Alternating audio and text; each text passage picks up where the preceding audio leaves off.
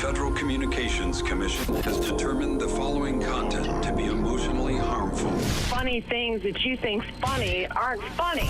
Give me cocks all the time. I want cocks all over me. The Alan Cox Show kicks ass, man. Welcome. Show me what you got. You're not going to see a lot of cocks on TV. Alan Cox from the Alan Cox Show. I don't know what it's about you, but I can't even stand your voice. I think you're the biggest asshole alive. It's going to be a great show. Let's kick it. I'll say kick it, and you'll just kick it with a tasty groove, okay? 1, 2, 3, kick it. Kick it. Come on. God damn it. Could you one time kick it? What the? Alan Cox. Here we go. He'll ad-lib. He'll be fine. It's the Alan Cox Show on 100.7 WMMS.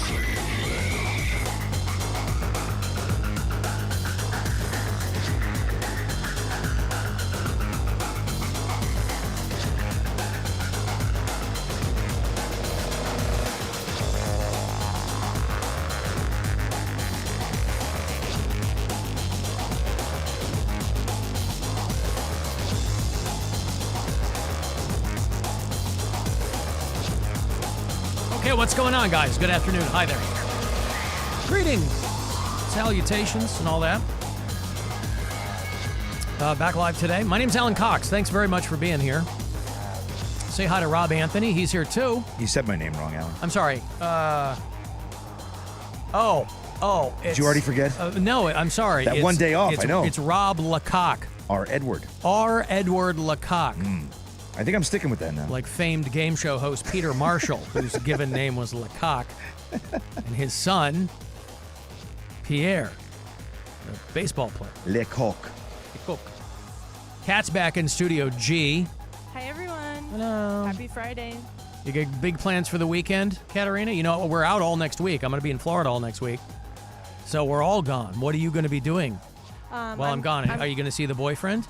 Yes, I am. I'm going to be visiting, and we're going to go to some hot springs in Montana. I'm excited about that. Hot springs are a lot of fun. Yeah, I love them. What's more fun is if you just go to a regular cold springs, Rob, and then you make them hot. That's so stupid. Yeah, okay. Well, that's fun. Now, do you have to sneak out a window to see your boyfriend, or how does this work? Oh my God! Sometimes, yeah. I still have some issues sometimes with my parents, even though I'm 30. So, but yeah. With the bars and the windows. All the windows are bars, and then moat around house with alligators and crocodiles. Pretty much. Dad, I'm just gonna go see my boyfriend. One of those. But Daddy, I love him. But Daddy, I love him, and he loves me. Yeah. Well, I hope it all goes. Thank you. Smoothly. Mr. Lecoq, what will you do next week? Absolutely nothing. I will be doing work around the house. Oh, my God. I have so much crap I have to get done because the graduation's coming up and everybody's coming. Just even saying that, I just got a little agita. High school graduation? Yeah, Caitlin. Yeah, But right. my whole family and Melissa's family from home, and they're all coming here. So I got to That's next week? When is it? No, it's in May. But I figured I'll just use the whole week to get stuff done around the house, you know? It's things that I've been putting off. Well, I was going to say, what has to get done? I assume there's structural damage that you need to contend with? No, there's still just so much stuff from that. I told you. I mean, I don't know if I've ever gone through the whole story of buying that house, but I bought a money pit pig of a house when I moved here. Unknowingly. Completely, yeah. I had no idea. Did you see the house before you moved? Yeah, we did quickly, but it was, it is what it is. I mean, there's nothing I could do about it. They hid a lot from you, probably. Yeah. They put up, walls over moldy walls, so they would put new walls over it. They put tile squares down over a moldy floor. Wow. So there was, that surprise $15,000 in mold remediation. All the surface stuff that people do to flip their house. Right. Yeah. And obviously being here for whatever it was a day when we were looking at 20 houses. We bought it. I mean, it was the peak of the market, happened. So there's still a bunch of little things that have to get done. I still never replaced, closet doors and things that I just got mad and ripped off and never put back on. So lots of little things, a lot of outside work. I have to do those pain in the ass sweet gum balls I was telling you about, those spiky tree balls. I spent 3 hours yesterday and I still probably have another 3 or 4 to go. Nightmare. Wow. That's what sucks about moving for your job, or if you're if you know you're going to be moving, I guess you can you can take more time looking at houses or apartments or whatever. But, for a long time, this is a very nomadic line of work. And so you're always moving and you have very little time to find a place. Yeah. I know when we moved here, we literally had like no time to find an apartment. We ended up finding this place in Tremont. It was fine, but like for the bulk of my career, it's like every time you move, that first year is going to suck because you just took a place that you could find and afford, right? Yeah. And then after that first year, you sign a 1-year lease, and then your lease is up or whatever, and then you've used that first year to try to find another place, and then you kind of get your feet. But Well, and in hindsight, that's what I should have done. yeah, but you barely had any time. Like, Yeah, you but know. I could have rented something. The problem was I didn't know what town I even wanted to live in. I knew nothing about this area. I didn't Right. know anybody here. Same. So I just sort of, I wanted my kids to be, because we moved here 3 days before school started. Yeah. So I didn't Wow. want there to be like that, hey, there's no place that's home. You know what I mean? Yeah. So we just bought a house that made sense. It was further away than I wanted to be, but, the price was right. And now I know why. So, now you know why. Yeah. They're trying to unload that house. Yeah, it was it was a drag for sure, but we've done enough to it that it's nice. There's just there's still a lot of little things left to do that I'll chip away on next week. Sure. Kevin, who listens to us in Ypsilanti on the iHeartRadio app, Alan, tell Rob he was absolutely right. That Titanic documentary on Hulu is great. See? Yeah. I got my balls broken so bad by everybody. Oh, Kurt Man out there was busting my, oh, you're such a nerd. Titanic, huh? I'm like, well, everybody had something. That was my one thing when I was a kid. I was just into it. Yeah, listen, I'd never heard of that, but I'm sure everybody had, growing up, probably had some weird thing that might have stuck in their craw, and they became a junior high expert on it to some degree. I don't know. I'm trying to think of anything weird that I was into when I was a kid. And I was so young. I was really into Greek mythology, boy. I knew like that chapter too. and verse of every goddamn thing. Now it's like when I watch Jeopardy and there's a Greek mythology category or something. I'm pretty rusty, but I'm okay. But I get bummed out because I'm like, God, I used to know this stuff front and back when I was a kid. That's where all I would I get ever up. did was read books on Greek mythology. I'd have to take a break from TV if that was the category. Be like, I'm out. I'll come back when it's all pop culture stuff because that's the only thing I'm good at. It is fun seeing the nerds on Jeopardy who are, I mean, they're there to be nerds, but it is fun to see them completely whiff on like the pop culture stuff. Yeah. And those are the only things that I know. So I Right. get so mad at them. Like they're answering questions that I wouldn't be able to ever even imagine answering. And then I'm like, it's Katy Perry, you moron. Yeah. Right. And they show a picture sometimes. Right. They're like, I don't know who that is. Is that Lil Wayne? No, that's Eminem, sir. No, that's not. But you give them like the Ottoman Empire in 1612 and they just wipe the floor Yeah, with everybody in exactly. there. Frank is a history professor from Ann Arbor, Michigan. This band. He's got a wrote- boner up there for, the Turks in the 16th century or whatever. This band wrote and recorded Stairway to Heaven. Doot, doot, doot. I'm like, what? I'm What? sorry that is the answer Imagine Dragons? Just no clue. it's and they're not. just silent. That's my favorite. Like guessing is one thing, right? Well, 'cause was you that lose Pink Floyd? money. I know, but Yeah. just the long pause on the easiest questions in the world. I'm like, you got to be kidding me, man. This popular genre, this six-letter genre, this genre. A genre. I missed that Alex guy so Trebek much. genre. He was the best. Yeah, he was great. Alex Trebek, one of Canada's finest exports. I'm going to take a break here. If you want to give me a text, 35192. You can watch this program if you like on our YouTube channel, and you can listen on the iHeartRadio app. This is the Alan Cox Show. Everywhere on our free iHeartRadio app or whatever smart device you have. Just tell it to play the Alan Cox Show on iHeartRadio. Thinking about buying your first home? Now, with Third Federal, you can buy your first home and pay no PMI. Hi, I'm Mark Stefanski, Chairman and CEO of Third Federal. Private mortgage insurance, or PMI, can cost thousands of dollars over the life of your loan. And you may not realize PMI doesn't protect you. It only protects the lender in case of default. But at Third Federal, you can buy a home with just 5% down and no PMI. Plus, first-time home buyers get $750 off a closing cost. So if you're thinking about buying your first home, go for it and visit thirdfederal.com.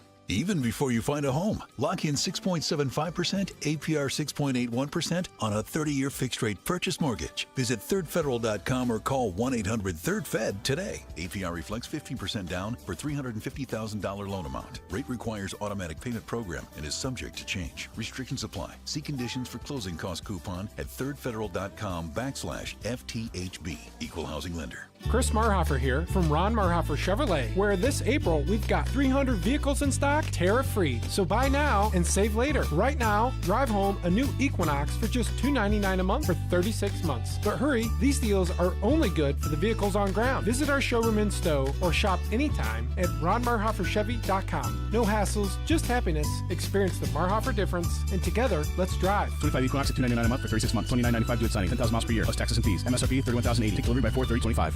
I was never really a runner. The way I see running is a gift, especially when you have stage 4 cancer. I'm Anne. I'm running the Boston Marathon, presented by Bank of America. I run for Dana-Farber Cancer Institute to give people like me a chance to thrive in life, even with cancer. Join Bank of America and help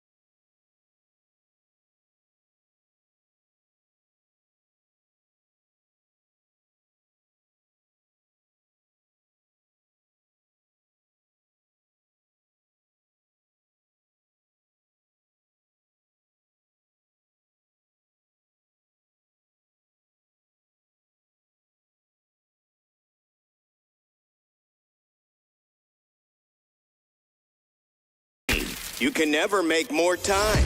Which is why it's weird that you've wasted so much of it here. Yeah, that is weird. The devil take you, sir or madam. The Alan Cox Show. WMMS. What's today, Friday? Yeah. Good Friday, what I hear people calling it. As a lapsed Catholic of the highest order, it's not even on my radar. I was like, why is traffic so light this morning? Oh, I didn't realize that many people were observing, I guess. 35192 if you want to send me a text. And here, if you don't want to send me a text, that number remains exactly the same. Your Cleveland Guardians are playing tonight. They're starting up at PNC Park against the 8 and 12 Pittsburgh Pirates. We're going to roll out of here around 6, make room for your pregame. Guardians, I think, end up taking only one in that Orioles series. They lost yesterday 6-2, lost Wednesday 9-1. They began that series with a 6-3 win over the Orioles, but Baltimore takes 2 of 3 there. So first of 3 tonight against the Pirates, and the Guardians will come home to host the Yankees next week. I will have one last pair of tickets for you for the last game in that series on Wednesday, around 3:10 this afternoon. We'll do that. But Guardians baseball tonight on WMMS and on the iHeartRadio app. Keep in mind, you've got until the end of this month to use the promo code HOMERUN20 for 20% off at CLE Clothing Company. I'm wearing my St. Patrick's Day shirt from Cleveland. Oh, Cleveland good for you. From where? Cleveland Clothing Company. It's like a tongue twister. I was like, Uh-huh. geez, Yes, very good. Thank you. Cleveland Clothing Company. Cleveland Clothiers. Cleveland Incorporated Clothiers. Yeah. All right, you're wearing your St. Patty's Day shirt. Yeah. I All want to right. buy some WMMS collection shirts too, though, soon. Yep. So that one is just a recent one that you acquired, is what you're saying. Yeah, we all got them at Yeah. Clevelander. And because it's going to be, it's 72 degrees or something out there? I know. I'm just surprised that me and Rob are in short sleeves. I guess that's a good sign. Well, it's probably the first time I've not worn a hoodie Exactly. to work in, God, I think since I got here. I wear a hoodie every single day. Yeah. I'm wearing mine because it's not 74 degrees in here. It was just so Yeah. goddamn nice outside. I was like, I cannot put on a hoodie today. I just can't do it. And you didn't. I did not. I wore my short sleeve. I broke out the prana. Look at me, showing some skin. Hey. Friday. Yeah. I'll have more money here for you, too, and I'm going to sleep on that. The Buzzard Bookie, 4 more chances. Last of the week, by the way. And then they'll start back up Monday morning with RMG. So about 30 past every hour here, get you $1,000 from the Buzzard Bookie. Alan, the other day, you guys were talking about how long couples wait before they sleep together. There's also a fly in here today. Yeah, did you see that? It's FYI, fly season. yeah. Fly season's back. Yeah, it's been in here all morning. There's about 700 of them in the bathroom. Yeah. Bathroom, I understand. Studio, that was a real annoying thing the first year downtown here in the new studios. I had us set up in the street side studio, and for whatever reason, there were way more flies in there. I haven't seen one in here in quite some time. We had to get those, what are But those there's things one that in there hang now. from the ceiling?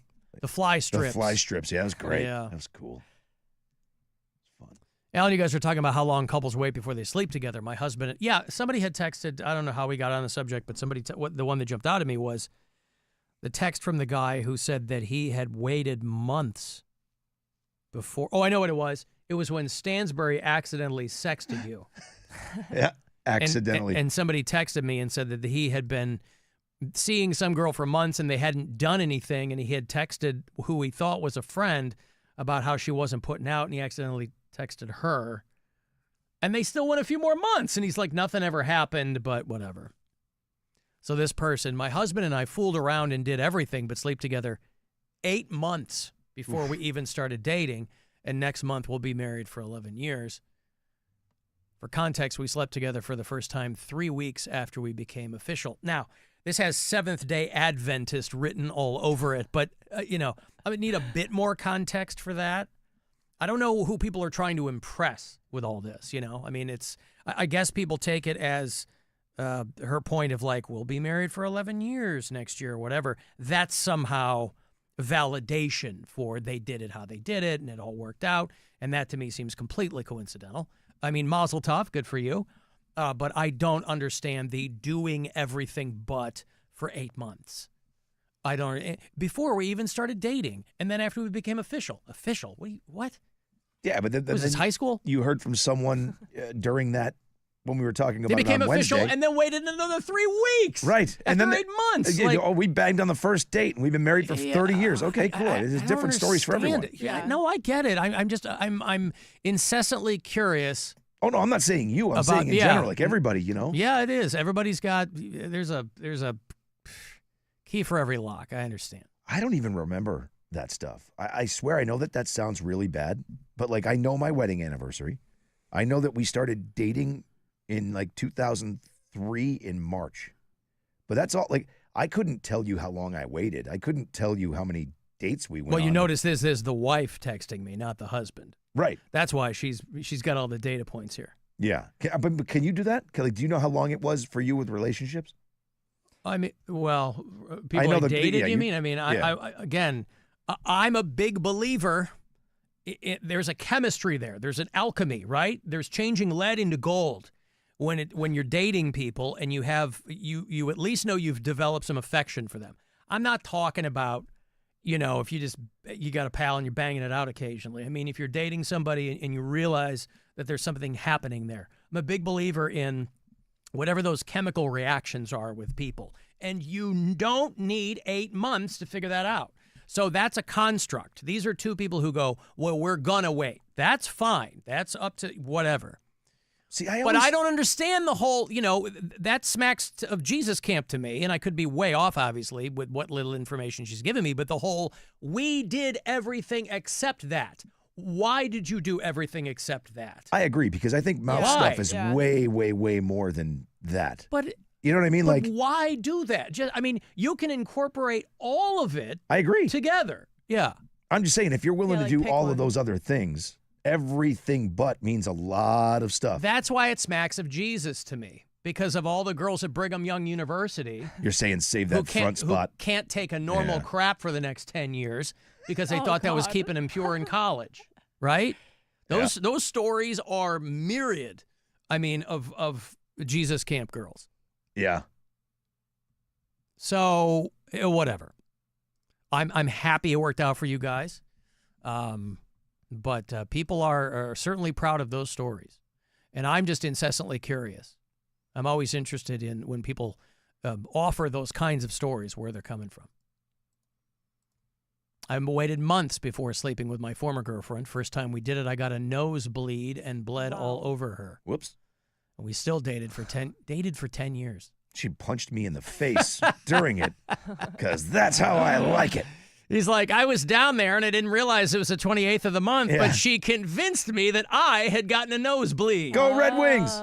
Oh, it was me, honey. Oh, I'm so sorry. See, he didn't want her to feel bad, so oh my God. What a nosebleed I have.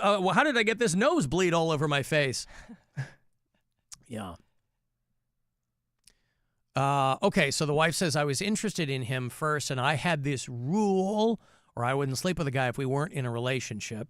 And then his rule was that the girl had to be on birth control, and we were both in college. Well, everybody has rules. Now, her rule I get, we're not in a relationship.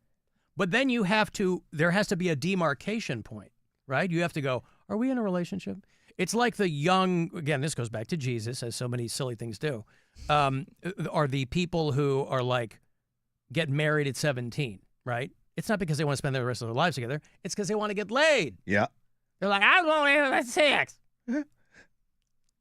So she says we're both pagans now, so anything but Jesus-y people. Yeah, but back then, of course you're a pagan now. You're like, oh my God. But I also it's like I grew up Catholic and I'm an atheist. I mean, everybody obviously gets to the point where they go, that's all silly. I also question the rule thing, though. Like, who discusses rules when you're young and kind of just getting going with that stuff? Well, I don't think there's anything wrong with ground rules, because that is also how you determine if somebody is down with what you're trying to do. Sure. Of course, his rule is you have to be on birth control, because I'm not going to wrap it up. That's what I mean. Like, how do you make that that's a rule that you need to set? Like, weird. It just feels weird. I couldn't imagine saying that. That's how you separate the men from the boys, or that's how you determine whether you call it a rule or not. Everybody has things in their head where they go, well, I need this and this and this. And that's good. You should have that, right? I think I just assumed red flags, everyone, green flags, that whole thing. I just assumed everyone always kind of had the same rules as me. Like I was always going to wear a rubber. No. I think everybody has different standards and needs, Yeah, no, I don't think, people all have, some people have no rules. Just right. Outback Steakhouse. Yes. Rob Anthony. Yes. Or no, that's Edward a shark Lecoq. attack. I got a nosebleed. No, it was a shark attack. Hey, it's $1,000 for you, courtesy of the Buzzard Bookie. Listen closely, and I hope you win. This is your chance to bet with the Buzzard Bookie and win $1,000 now. Enter this nationwide keyword at WMMS.com. Check. That's check. Enter it now at WMMS.com. I have to assume you've seen the, I don't even really know what it's called, the action figure meme that's going around. Oh, God. There's like an AI program where you can put a photo of yourself in it, and it will generate, looks like an action figure in a blister pack, and it's got little, you can tell it to give you little totems and items that are relevant to your life. A lot of people are doing it. Again, all of these things are just apps that are testing their facial recognition software, but because they couch it in like a fun way, a lot of people do it. And, of course, they did it for Deshaun Watson. Have you seen the Deshaun Watson action figure that they did? No, but I can imagine. Well, the package says Deshaun Watson, Diddy Watson, and it's got a guy in a football uniform. It's got a removable head. I guess maybe you can put Diddy's head on it. And then it's just got a little massage table and a bottle of baby oil. Yes. I don't know if it's going to be baby oil or Jergens, but that, makes sense if they're using it for both of them. Yeah. Right. Massage table, baby. Right. Because Diddy was going, they made it sound like he had a whole panic room full of Astroglide. Yeah. Like he was waiting for the lube market to crash. He's in the corner of the market. You never know what's going to happen with these lube futures. You really don't. Big lube is always messing with you. I learned that in Trading Places. Bacon, lettuce, and tomato. Like you might find in a bacon, lettuce, and tomato sandwich. Eddie Murphy just looks in the camera. Rob Lowe. I love Rob Lowe. Yes. He's been around for a long, long time. He's a very entertaining guy. He had a show on Netflix for a couple of seasons that I don't think anybody watched but me, but I thought it was great. Him and his son wrote and starred in a show called, I don't even remember what the goddamn thing was called now, but it's really funny, and he plays like this tech brainiac guy with his dysfunctional family situation, whatever. But it was perfect for Rob Lowe. Anyway, Rob Lowe is widely regarded as one of the nicest guys in Hollywood, right? But even Rob Lowe can have his days. And there's video of him getting out of his car, and one of those Hollywood tours are going by full of people, and he's standing there. And the tour guide goes, "There's John Stamos." Oops. Oh, no. And I thought the guy was kidding, but I just think he's so young, and nobody cares anymore. You know what I mean? And so you're in a thing now where it's got to be tough when you're a celebrity who has lasted as long as Rob Lowe has, because you've gone from a time where celebrity was a real legit thing. And now anyone can be famous, and people who are a little bit younger don't really care who you are. Anyway, Rob Lowe walks right up to the thing and starts talking to the people because they know who he is, but he's not happy. He tries to laugh it off, but he's not happy about it. Famous. What he looks like, though. You know what I mean? Okay, guys, am I John Stamos? No! Who am I? Dude, you gotta get better. You gotta get better at your job. It's usually about having fun, you know. I don't expect to run into people so often. I see. Okay. All right. Don't But listen. but thank you for your cool energy, man. He's like, you got to get better at your job. There he goes, "Hey, man, it's just all about having fun." Like this guy, he doesn't care, right? It's just a job. You're just driving a Halloween. Why do we want to say Halloween? A Hollywood tour or whatever. Well, because it looks like a Halloween vehicle. It's maybe that's what it is. Orange and pink. Yeah. Look at the wheels on it. Like it's just this scary piece of crap truck. This might be a guy who's got his own service. I don't know. He's like, "Thanks for your good energy, man." Cool energy, bro. Yeah, so it's like this confluence of Rob Lowe kind of being pissed off and the kid kind of being a dick.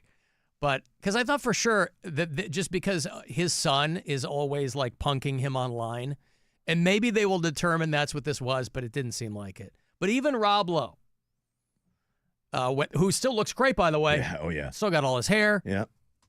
He finally took the initiative, or enough people came up to him and were like, dude, you still look really good. He's got a skincare line. Wow.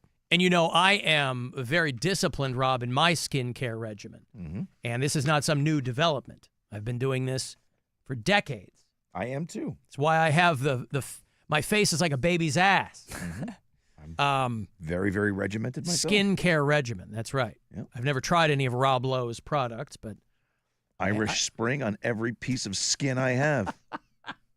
That's what it is. Yeah, man. Yeah. Face, then beehole. That's right. Yep. Yeah, you never work the opposite But direction. then if you forget, oh, no, I forgot my forehead, beehole, back to the forehead. Oh, yeah. Yeah, maybe go to your feet first. Then. So you don't have different soaps in your shower. I mean, I do, but I don't. They're He all lives with I live women. with women. yeah. Exactly. I have a bar of soap and a thing of shampoo. I also live with women. I'm the only That's guy in true. my house. I mean, I have a shelf in the shower that's all my stuff, and they have their shelves. No, what I'm saying is, of course, there's other items in the shower. Yep. They're just not mine. You don't use them. though? I don't use them. Oh, No. okay. See, I would use them if I No, were a see, guy. I have all of my products on my shelf, and I don't want anyone else using mine. I got you. You have your own shelf? Yes. We've got, our shower has, in opposite corners, we have two shelves, like built-in shelves, ceramic shelves. One is for my daughter. Two are for my wife. And then I have one. And all of my products are on that shelf. Those are the shower products. Now, of course, I've got a whole other battery of products under my vanity. Do you have an American Psycho skincare routine? Shut up, Kat. In the morning, if my face is a little puffy, I'll put on an ice pack while doing my stomach crunches. After I remove the ice pack, I use a deep pored cleanser lotion. In the shower, I use a water-activated gel cleanser. Then a honey almond body scrub. And on the face, an exfoliating gel scrub. Then I apply an herb mint facial mask, which I leave on for 10 minutes while I prepare the rest of my routine. I always use an aftershave lotion with little or no alcohol, because alcohol dries your face out and makes you look older. Then moisturizer. Then an anti-aging eye balm followed by a final moisturizing protective lotion. Yeah. I don't know how that guy gets along, Rob, using so few products. I don't know how that small, simple routine. It's funny, there's a woman named Mary Herron. She's a director. She was the one who directed the original American Psycho with Christian Bale. And they just dropped like a 25th, that movie's 25 years old, 25th anniversary, like, letterbox edition of American Psycho or something. And she was doing an interview. She goes, I think it's hilarious. All these like finance bros who love that movie. She goes, that movie was a gay man's satire on masculinity. Yeah. And nobody, if you've ever read the original book, the Bret Easton Ellis American Psycho book, 89, 90, 91, around there, it's a really, really intense book. There was no way they could possibly film that book. But she's like, I'm always so mystified by all these like TikTok bros who are way into American Psycho, because she's like, that's not at all what the point of that movie was. And, That scene would have been like 30 seconds long if it was me. I would have been like, first, I put some Head and Shoulders in my hand and I wash my hair. And then I wash my face with a bar of soap. Mm-hmm. I use the same bar of soap to wash my chest and my balls. And then I towel off. It would have been the most boring movie in the world if it were me. Yeah. I use the same bar of soap to wash my ass and my feet. Well, it's like Carlin said, right? Armpits, a-hole, crotch, and teeth. And you save a lot of time if you use the same brush on all four areas. Save yourself a ton of time. He was something. That's called time management. Well, anyway, part of that conversation is that they've been trying to reboot American Psycho. They're currently developing a remake of that movie. And I think Austin Butler, the guy that played Elvis. Yeah. I think they've cast him. He's nice and smooth. You want somebody smooth like Christian Bale was back then. I can actually see him playing that role. Austin Butler? Yeah. Sure. Yeah, he's got the right look. You can tell that he's definitely going to be able to play up that what that movie needs. I think it'll be good. They should shoot an NC-17 version from the book that actually includes the scene where he's putting the gerbils into the girls. I think that Jacob Elordi would be an even better choice. He was the main character in Euphoria, and he's also, I thought he was recently in an Elvis movie as well, so something about how he looks. He's got a weird chin. And his character in Euphoria was always like very explosive too, so I could totally see him being psycho. I guess I don't see that because I don't know him and how he played. But Yeah. looking like first glance, I don't see him as that character. Yeah. Over the Elvis dude. I just can't unsee the clown now when I look at Austin Butler. Wasn't he did something. It wasn't clown? it. Yeah, I thought he once was dressed up as that. Maybe he had a day gig at children's Yeah. parties when he was trying to get it Cashews could've going been out on that. auditions. And Austin Butler, the hottest clown out there on the... People did a lot of stuff during COVID. Sure did. Maybe he went to clown college. Yeah. You want to go see Breaking Benjamin? These guys are on the Awaken the Fallen tour. That's them co-headlining with Stained. And they got a couple other good bands with them, too. Wage War and Lakeview are rounding it all out. And they're going to be coming to Blossom in a few weeks. That is Monday, May 19th, out at Blossom. Part of the Minutemen Workforce Solutions concert series. LiveNation.com. Have all the details for you. You'll get my last pair of tickets this week, okay? So good luck. Caller 10. Breaking Benjamin and Stained. 216-578-1007 or 800-348-1007. The Alan Cox Show. On 100.7 WMMS. What are your best bets? I like the under. Take the money line. Stay away from this one. All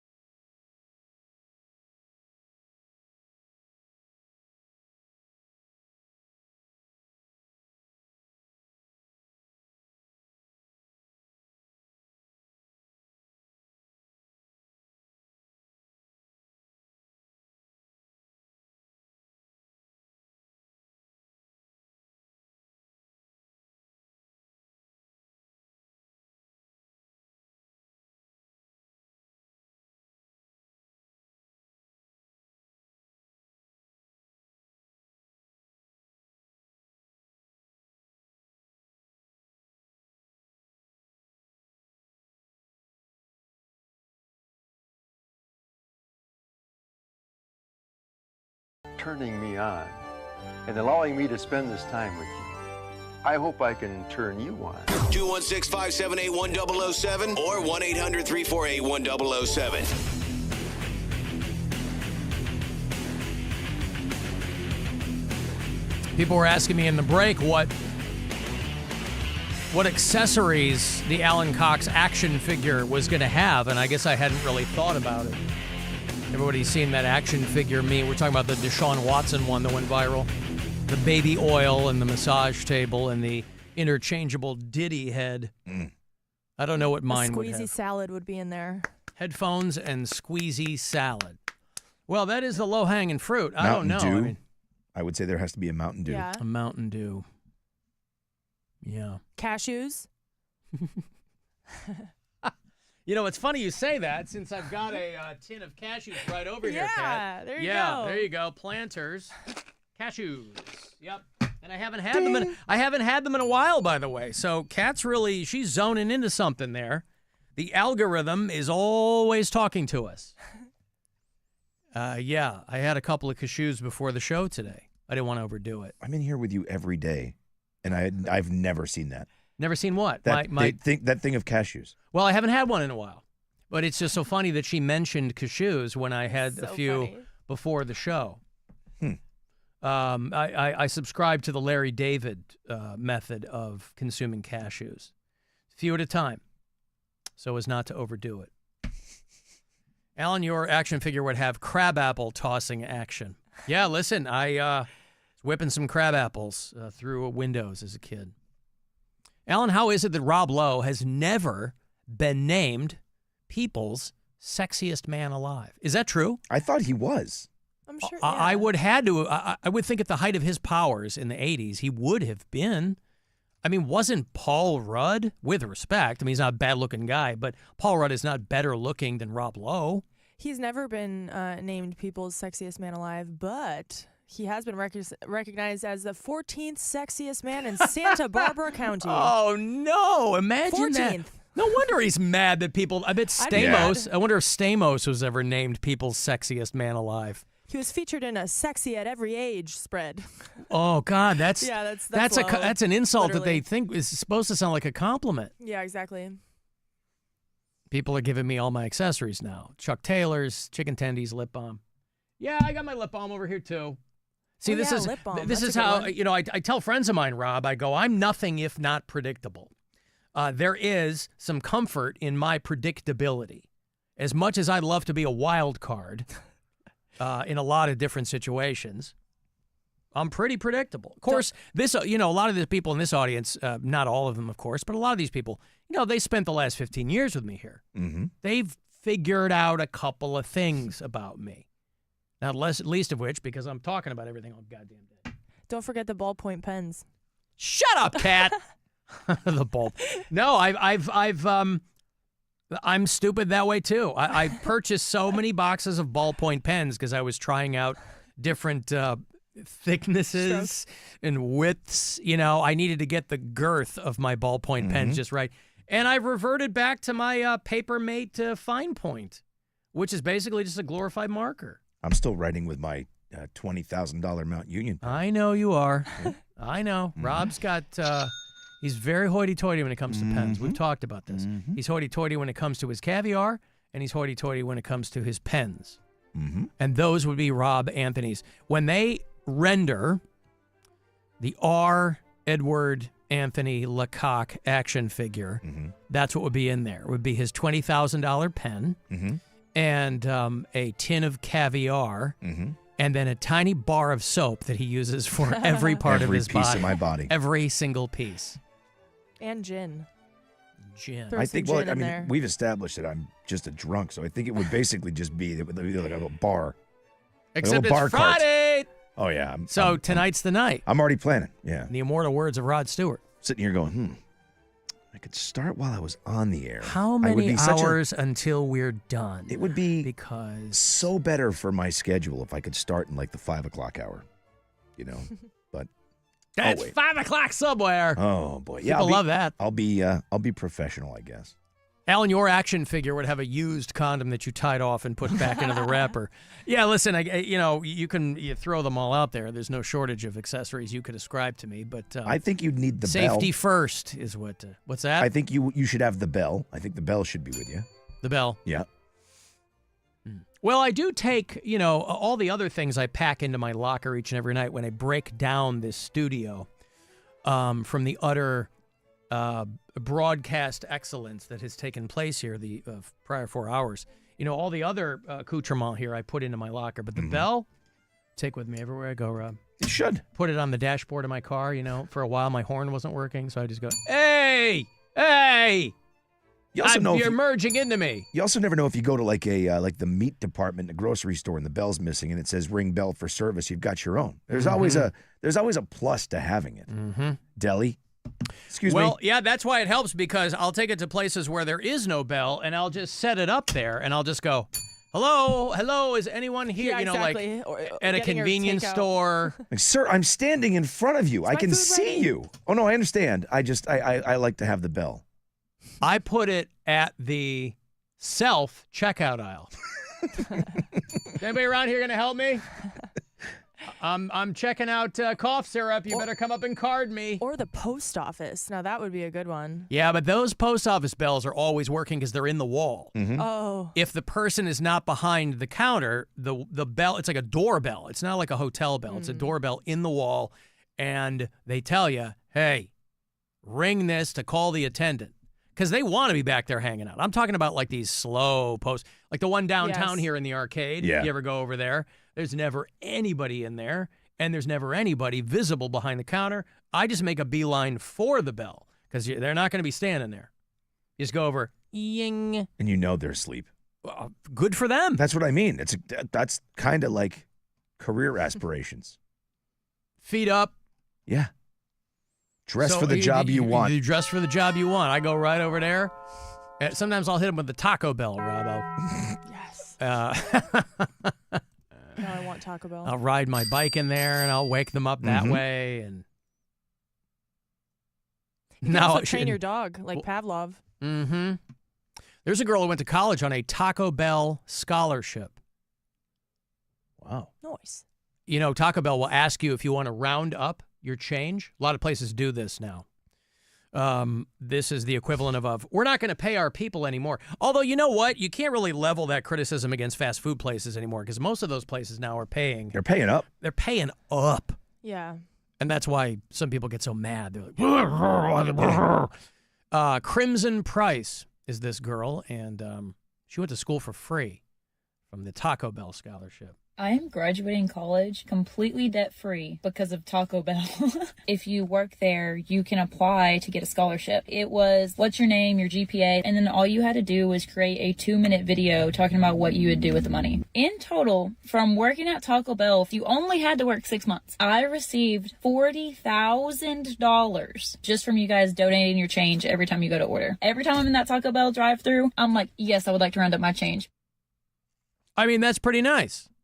Now, I'm curious where she went to college for $10,000 a year, but okay.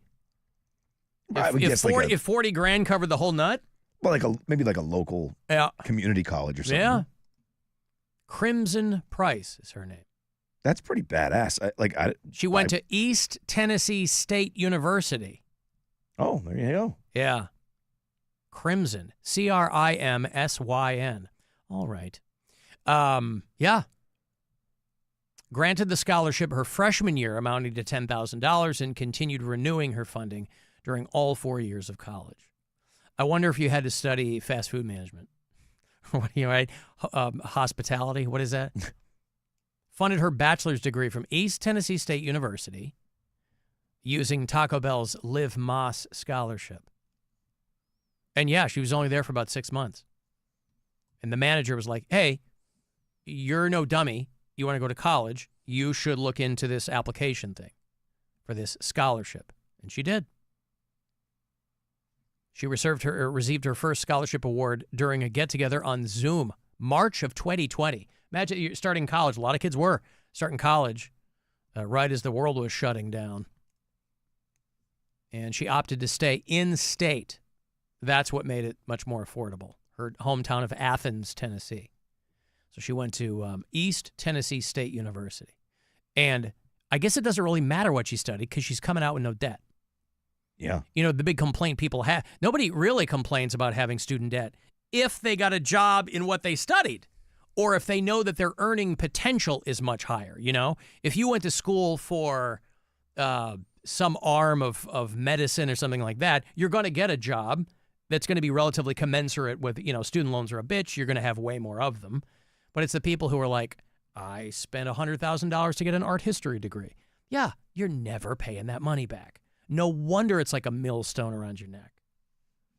I feel it. I just paid off. I have 2 degrees I never once used professionally. Not once. And I just paid off my student loans like 3 years ago. Oof. Yeah. It's unbelievable.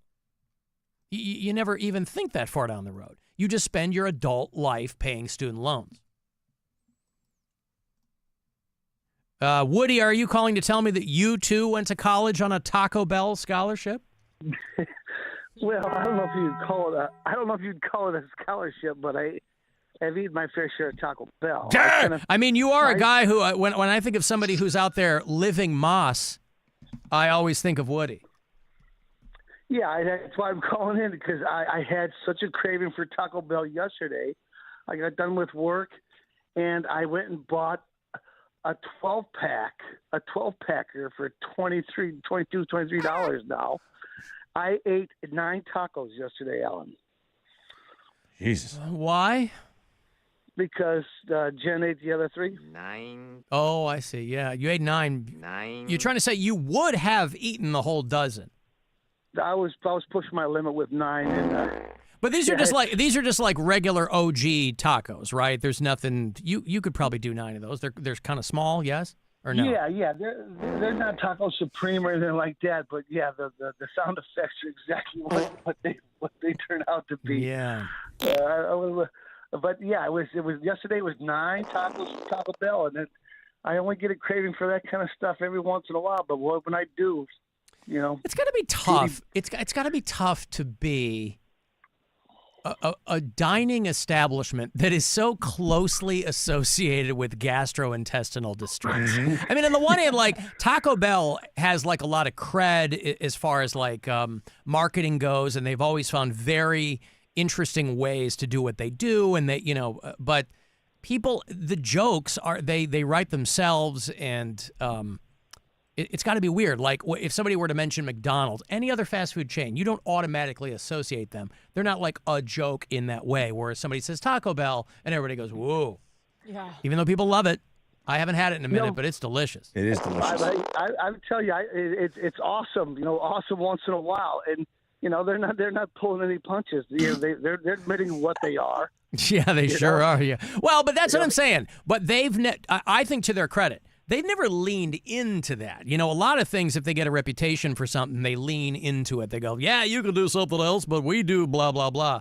Taco Bell, you're not going to lean into that because it implies that your food is adjacent to poison, right? You're not going to do that. You're trying to sell stuff to people. But it's like they say you don't have to sell drugs because drugs sell themselves. That's what Taco Bell does. They're like, you don't have, we sell, it sells itself. I may have missed it. Did you go hard or soft taco, Woody? Oh, he went hard in the bathroom, but soft on the taco. Hey-o! Yeah, out of the 12, I got 8 hard and 4 soft. And 8 hard and 4 soft. Ah. And it was delicious. And then of course I paid for it an hour later, and it was an hour later. How long did it take you to eat the 9 tacos? Well, I thought I'd do it in 2 settings, but I was extra hungry, so I just blasted them all out in half an hour. Boom, boom, boom. Wow! So you smashed them. Yeah, I smashed them. I had a craving. Half hour's a long time. Yeah. 9 tacos in 15 minutes. Did you? So will this? It probably will be some time before you have it again, right? Oh yeah, it'll at least be a couple months. You know, I don't. Like I said, I don't do it.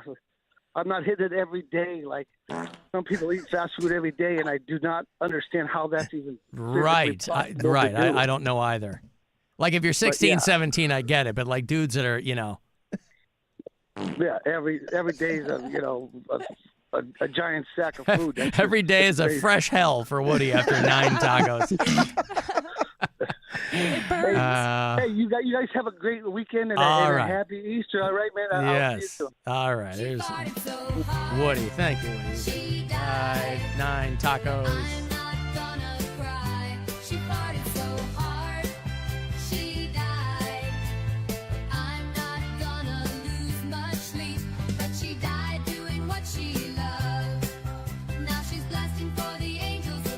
Blasting for the angels above. She died, and Woody had 9 tacos inside. Woke up with the fire trots. Wow. We didn't ask if you put any sauce on them. You got the fire sauce? I didn't want to go that far into it. I mean, just the sheer numbers he was working with. Yeah, on there. good point. Hey, by the way, I want to do a shout out, for people who, every time you read one of these articles about somebody who has been caught diddling a kid or something like that, it is never, ever, ever a drag queen. It's always a right-wing congressman or it's a pastor or something. Oh, it's always the ones you most expect. And so the drag community, by the way, has been dragged occasionally. Cleveland is repping tonight. One of Cleveland's most prominent drag queens, and I love drag queens for their joie de vivre and just for their names. Cleveland drag queen Anya Nerve is competing tonight in the finale of RuPaul's Drag Race. Now, I don't watch that show, but I have met RuPaul a handful of times over the course of my career, and a nicer person you are hard-pressed to find. He's very tall, he's very nice, and he cleans up good, too. Cleveland's Anya Nerve will go head-to-head tonight, the season finale of RuPaul's Drag Race, going up against Lexi Love, Sam Starr, and Jules Sparkles. Well, in that group, she's already won the name competition as far as I'm concerned. Oh, yeah. Anya Nerve. Now, our friend Poundcake, when he was on the show, he did a drag thing one time. Many years ago, he dressed up in his drag name was Owisha Bitchwood. And that's a great name, too. That's better than Anya Nerve. I forgot. Owisha Bitchwood is, yeah. There's pictures of me and him, and he's in full drag, because, of course, I went to support. And that was a number of years ago. I wish a bitch would. Anya Nerve was shouted out by Ariana Grande as one of the top 3 drag queens this season over there on RuPaul's Drag Race. Said when I saw it, the Ariana Grande, I screamed like it was the Browns winning the Super Bowl. So congratulations. Again, I don't watch this show, but Cleveland getting repped tonight. And Cleveland needs to be repped in a variety of ways, because it ain't going to be on shows like Hard Knocks. Sometimes exactly. you got to downshift to RuPaul's Drag Race. Hey, Kat. Kat in Akron, not Kat in Studio G. Hi, Kat in Akron. Hello. Hi, what's up? I just thought it was really funny that y'all are talking about Taco Bell because I'm starting my first shift there literally in a couple hours. Oh, good for you. You're starting at Taco Bell today. And, okay, what's the shift? Like 5 to 3 or something? 6 to 2. 6 to 2, yeah, okay. Do you want to say which location or no? Do you want to keep it anonymous? It's in a little bit north of Akron. Okay. In the area. And are you excited for this, or is it just like what were you doing before? No, this is first job I've had in a while. I'm looking forward to it for sure. Were you I just thought it was incarcerated? really funny. No. I don't know. She goes, "This is the first time I've had in a while." Were you a stay-at-home mom? What's the background? So I'm not from Ohio. I moved here from South Carolina. So I just haven't had a job since I moved to Ohio. Did you move here for a guy? Yes. Aww. And you've since split up, haven't you? No, No, we live together. Oh, you do? Oh, okay. I thought I was going to be 2-0 there. Okay, good. Well, I'm happy to hear that. All right. Where in South Carolina are you from, Kat? Myrtle Beach, actually. Ah, of course. Leave pastoral and bucolic Myrtle Beach for Cleveland, Ohio. Well, you go from an oceanfront community to a lakefront community, Kat. I mean, she's in Akron. Akron, I'm sorry. Right, yes. She's gone from... Even worse. That's what love does, Yeah. boy. When you meet people... Rob's not from here. Our buddy John in sales, not from here. I'm not from here. You go, why did you move to fill in the blank? It's either a guy, a girl, or a job. You're right. And Kat goes, honey, I'm going to meet you. How far into the relationship did he break the news to you that he was from Cleveland, Ohio, and he wanted you to move there? Like 3 months. Well, like I knew where he was from, but we talked about actually moving in together like 3 months into our relationship. Because you met him online, didn't you? Yes. Oh, man, 2 out of 3. I'm killing it. I am killing it. Nobody meets a guy in Myrtle Beach and he goes, oh, yeah, by the way, in 3 months I'm moving back to Cleveland. No, they met online. Why didn't he come to Myrtle Beach? Family. He just couldn't relocate because of what he does for work. But you can because you're starting at the Taco Bell. What did you do in Myrtle Beach? I worked at a coffee shop, just a little local place. Oh, okay. So like you're comfortable with the retail end of things. Oh yeah, I'm very people-y kind of person. People-y, so okay. I like that kind of. Yeah. And you're comfortable with all the farts too. Right. Okay. I'm looking north of Akron. Oh, God. I'm looking at north of Akron, Alan, and I think she's either going to be in Cuyahoga Falls or in Fairlawn. Fairlawn is what I was thinking. That's but what I was thinking first. Yeah. Well, listen, I don't want to blow her up. I'm happy. It's funny. To your point, Kat, it's funny that we were talking about it and you're starting. I hope that it all goes well, okay? I hope there's nothing weird that happens on your shift. I'm going to hit all of them up and down 18 just to see if I can find Kat. Uh-huh. Hey, is Kat here? Is Kat here? Is Kat here? No, not all Kat. Is Kat here? All right, she's not. Okay, I'll have a spicy gordita crunch, please. Uh-huh. All right, good luck, Kat. Thank you so much. Thank Bye, you. Kat. There's Kat down there a little north of Akron, starting her first shift at the T-Bell in a couple of hours. 6-2, that's what she said, right? Yep. The score of that Guardians game last night, I think. All right, you want to go see your Cleveland Guardians. This is the final game of the Guardians-Yankees series. So it's coming up Wednesday the 23rd. I guess that's next Wednesday. You want to go see the Guardians and the Yankees? I got 2 tickets left. Have that MLB Ballpark app on your phone. By the way, that makes the entire season a lot easier. So caller 10. These tickets are yours. Guardians, Yankees, here at home, Wednesday. 216-578-1007 or 800-348-1007. We're going to take a break here. More money for you from the Buzzard Bookie. That next keyword to grab $1,000 is coming up at 3:30. It's the Alan Cox Show. Everywhere on our free iHeartRadio app. Or whatever smart device you have. Just tell it to play the Alan Cox Show on iHeartRadio. From the Universal Windows Direct Weather Center, WMMS Weather. Mostly cloudy overnight. Showers are likely. Lows in the 60s. Saturday, rain with temps falling into the 50s. And on Sunday, partly sunny with highs in the upper 50s. This report is sponsored by Petiti Garden Center. At Petiti. Hi, I'm AJ Petiti. Shop Petiti Garden Centers now for an amazing selection of perennials, trees and shrubs, and special offers to get your garden started. Right now, all upright arborvitaes are 50% off. Petiti's, now open in Bath Township. Hey there, it's Alan for Window Nation. So if you're looking to replace old, drafty windows in your home, I would tell you to call Window Nation. I have them in at Casa Cox, so that's the perspective that I add to it. As soon as we got into our house, been in there almost 10 years, one of the first things I knew I was going to do was replace the windows, because the ones that the last people had put in, they tried to make them look good, right? But they were like that kind of builder grade, and I wanted to upgrade, and I knew I would save a ton of money in the process because I had been telling people for years about Window Nation. Right now, they will give you 4 free windows for every 4 you buy, and you'll make no payments for the next 2 years. So you give them nothing until 2027.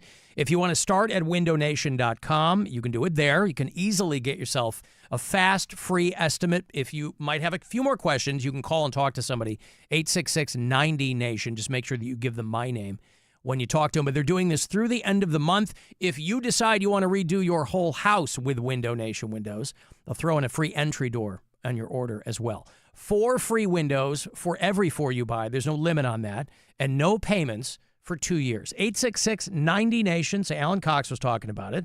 Or go to windownation.com. Kia of Streetsboro. Stop in and see how much you'll save. Kia of Streetsboro. Kia of Streetsboro.com. Turn your tax refund into a ride at Kia of Streetsboro. We'll make that tax refund go further at Kia of Streetsboro today. Why wait for that new ride? It's time to have Uncle Sam help you get into the brand new Kia you've been wanting. Whether you're looking for a sleek sedan, a rugged SUV, or a fuel-efficient hybrid, we've got you covered. Tax season only comes one time a year, so use that refund on any of our Kia vehicles and get up to $5,000 over KBB for your trade. And don't forget, interest rates as low as 0%. Beat the tariffs and get your new Kia this April. Visit Kia of Streetsboro today or seize the road at KiaofStreetsboro.com, where the thrill begins. Kia of Streetsboro. Kia of Streetsboro.com. See dealer for details. Expires 4/30/25. I was a college soccer player chasing my dreams. Then one day I woke up from a coma, paralyzed from the waist down, with a 7% chance to ever walk again. I'm Martin, and I'm running the Boston Marathon presented by Bank of America. I run for the Christopher and Dana Reeve Foundation to improve life for those impacted by paralysis. Join Bank of America in helping Martin's cause. Give if you can at BofA.com/support Martin. What would you like the power to do? References to charitable organizations is not an endorsement by Bank of America Corporation. Copyright 2025. This is a story of the one. As a maintenance specialist for university housing, he knows college students can major in wear and tear. Plus, housing so many students doesn't leave a lot of room to house all the supplies he needs.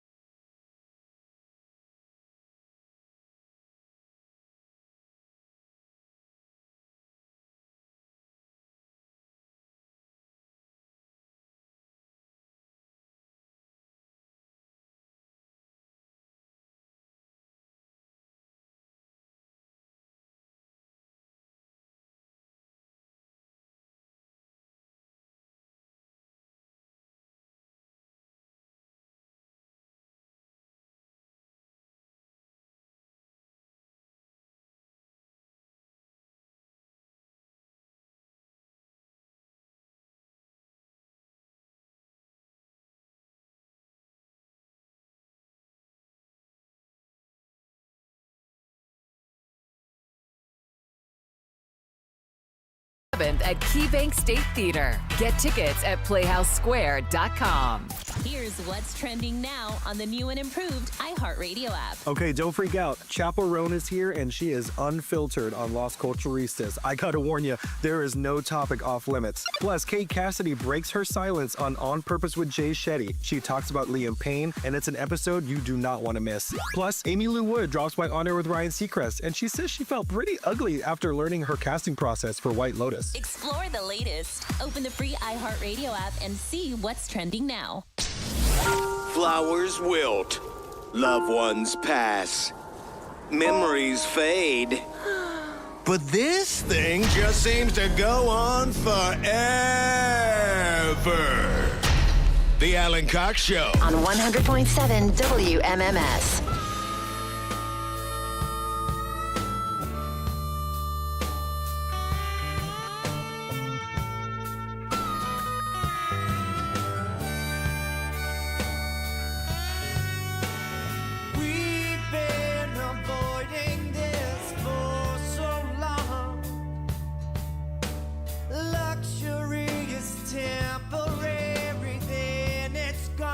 Jesus, this album is going to be 30 years pretty soon.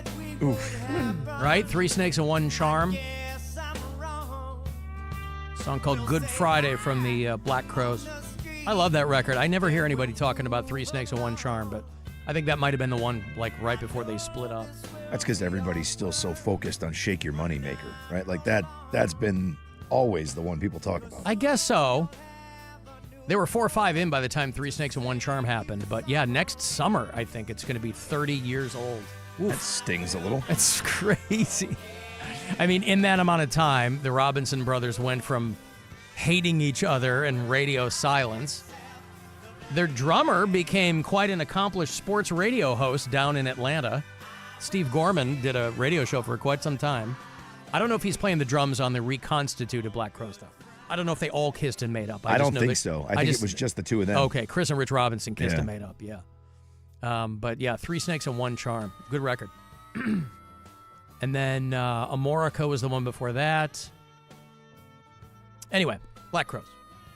If you want to let us know that you are listening to this program from out of state and that you are doing it on the iHeartRadio app, let me know. Speaking of Atlanta, Andy is one of our bureau chiefs down there.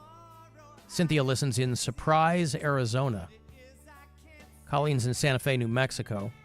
Oh, God, speaking of which, they keep showing the, you might have seen it by now, the body cam footage of the Gene Hackman body discovery. I did. Except there's nothing. They always put these disclaimers on these videos that go, warning, graphic content. And then I'm rubbing my hands together. I'm like, okay, I've got some, I've got a morbid curiosity about it. Everything's blurred out. And I'm sure that they have to do that legally, but then don't put graphic content. It looks like they lived in a hoarder house. I mean, it was a mess. No wonder they had rat droppings all over the place. I wonder if that happened. She was his sole caretaker, his wife, and it looks like she was in bad shape, or she probably taking care of someone in such an advanced stage of Alzheimer's like he was. I'm sure it's more than a full-time job. But the house was just completely in disarray. I wonder if that's what happened though after she died. I was thinking that same thing. After she died? Yeah, because he died after she did. Remember, and he was so messed up. So could the house have just looked like that based on? Yeah, but wouldn't he have stumbled onto her body then?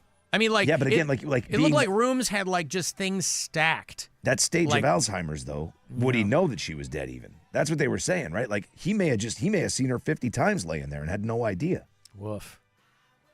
Yeah, the Gene Hackman body cam footage. The only thing that bothered me in that video was seeing the dog crate. Well, they blurred that too. Again, I didn't see anything. I'm a grown-ass man, all right? I mean, but again, I'm sure for legal reasons they have to blur that stuff out, but then why put disturbing content? Why put a disclaimer on it? I think just because you know what it is. You know what I mean?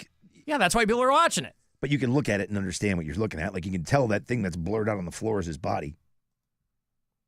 This video contains disturbing images. No, it doesn't. I wish it did. Newly released body cam footage from inside actor Gene Hackman's home shows sheriff's deputies and investigators trying to piece together what happened. I mean, basically the floor is covered in dog beds. Yeah. Of this particular room. After the actor and his wife were discovered dead in February. The redacted video shows one of the couple's dogs sitting in the bathroom near Hackman's wife, Betsy Arakawa's body. The officers then walked around the house to where they said Hackman was found dead. I looked on his head, his neck feels fine. I can't see his eyes because they're sunken in. He's been down for a few weeks at least. Officers found no signs. He's been down there for a few weeks. Yeah, everything was blurred out. I mean, a nice house, huge house. But it looked like she had probably maybe confined herself to a few rooms, maybe towards the end. She had been sick. She knew she was sick with something. Yeah. Didn't know what it was. Well, she said she was Googling COVID stuff. Yeah. So maybe that's why she kind of sequestered herself somewhere, trying not to get him sick. And then that dog crate, you could kind of see stuff in it. Like poop? Dog. Oh, dog. Yeah. Well, where there's dog, there's poop. Mm-hmm. Fair. You always hear that, too, when you're training a dog. I was just talking to somebody about this. A friend of mine just got a new dog.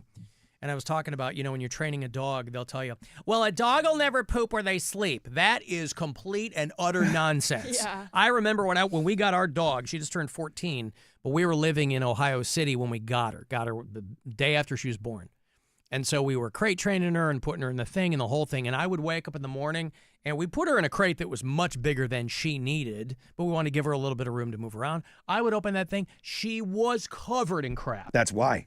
You got to keep it small when they're pups. Is that what it is? Yeah, you got to keep the space really, really. That's why they sell those divider things in crates. Because they give. Oh, that was on me then. If you put them in a crate. Well, she's still crap where she slept. Is my total absolutely yes, but they won't. Like if it's a small space, they say that they won't. I never really subscribed to that, but that's what they say when it comes to crate training dogs. Well, I might have played myself then, but playa.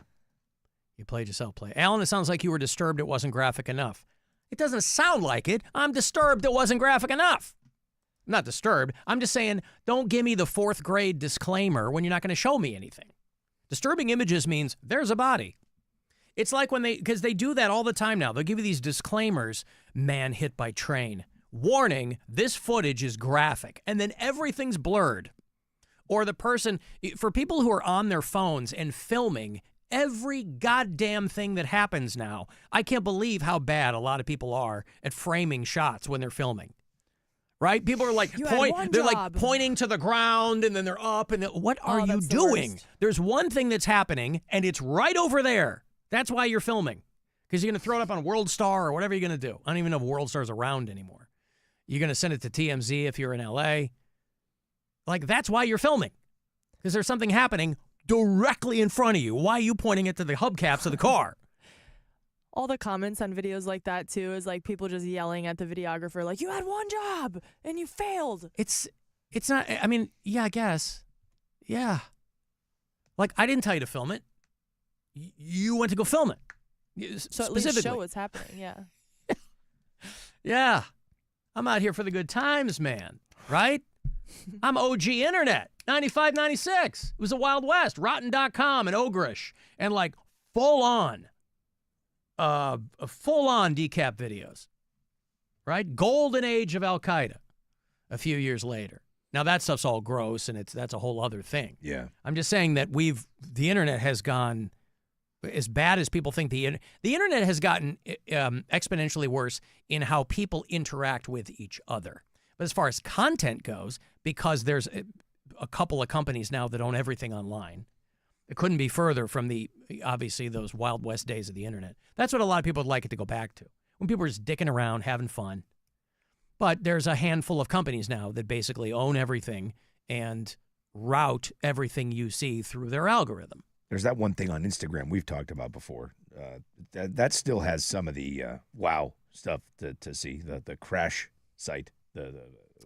Crash is being filmed or whatever. Yeah, whatever it is. It's just people who submit dash cam video, and it's fun. It's okay. You still get every once in a while get one of those oof. A guy gets flipped up in the air in his motorcycle. Yeah. But again, if you're gonna give me a disclaimer, You know, there's a disclaimer on the front of a film or something. You're like, ooh, like a documentary. You're like, okay, well, they're going to be showing me some stuff here.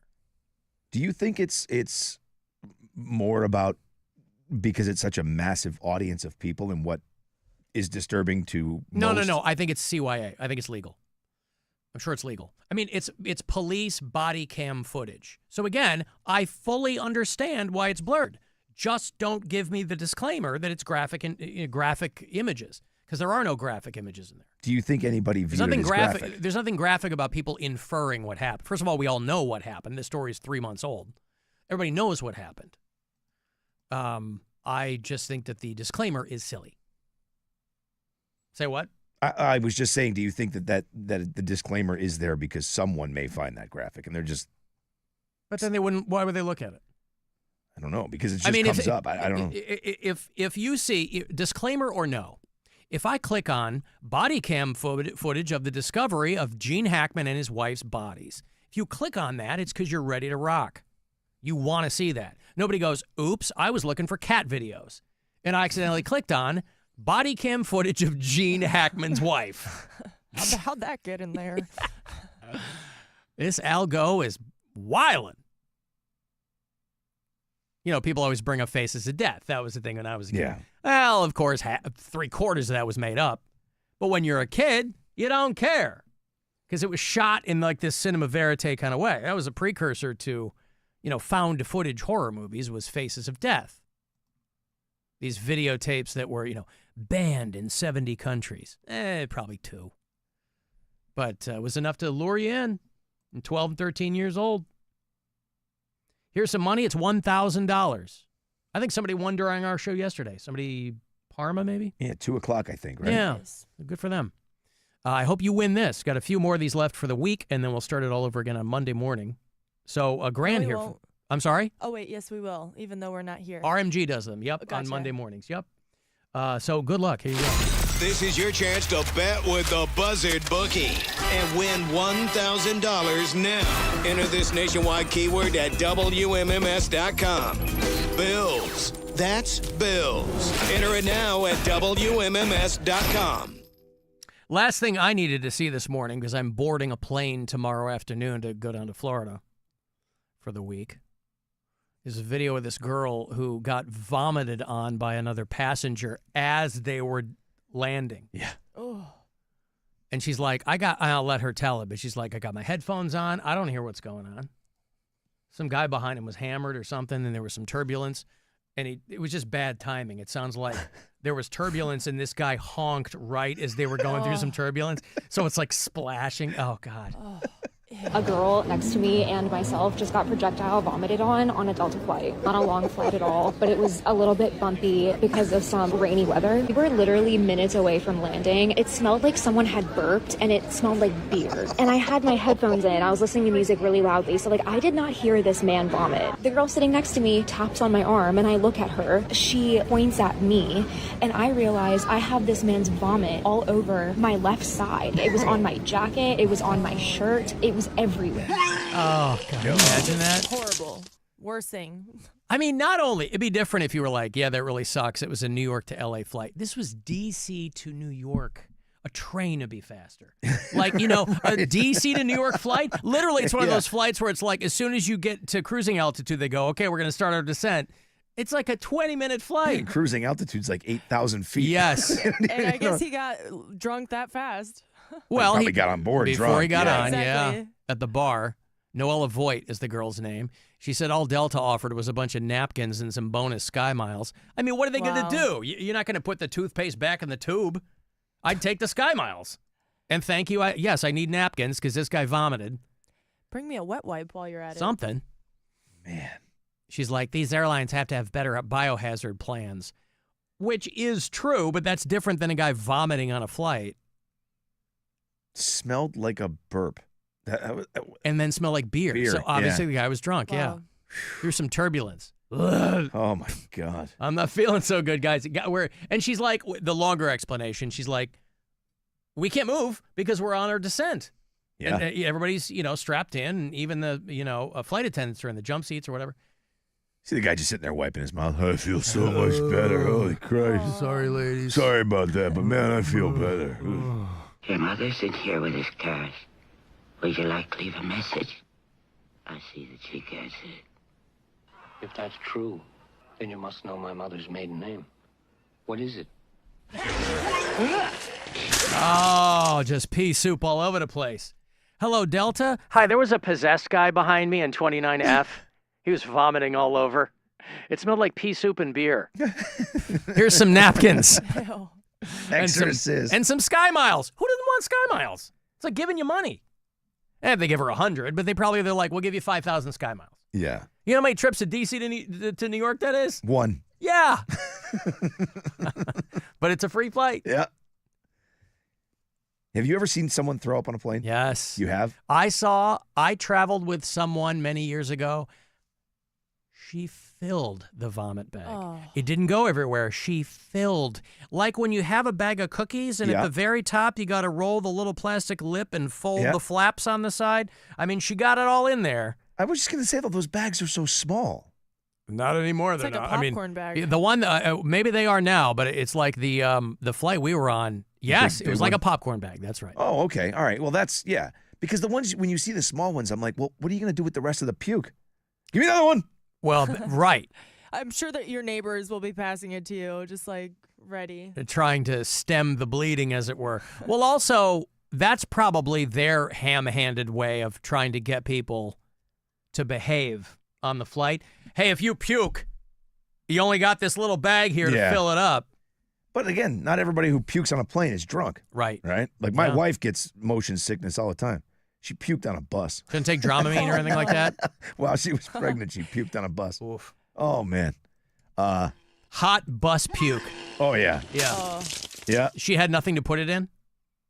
No, she made it to the bathroom, and then she was just kind of stuck in the bathroom. And I'm like, oh, you could just, like, I would have puked in a shirt before I puked in a bus bathroom. You know what I mean? Like, it's disgusting. Yeah, it's gross, but you're vomiting. It's battle conditions. You got to get in there. I don't know, man. You got to let it go down the aisle. Well, no, it's take your jacket or something. Oh. You're going to barf in a bathroom. Bus. I was thinking about the poop. Yeah, that too. That's the thing.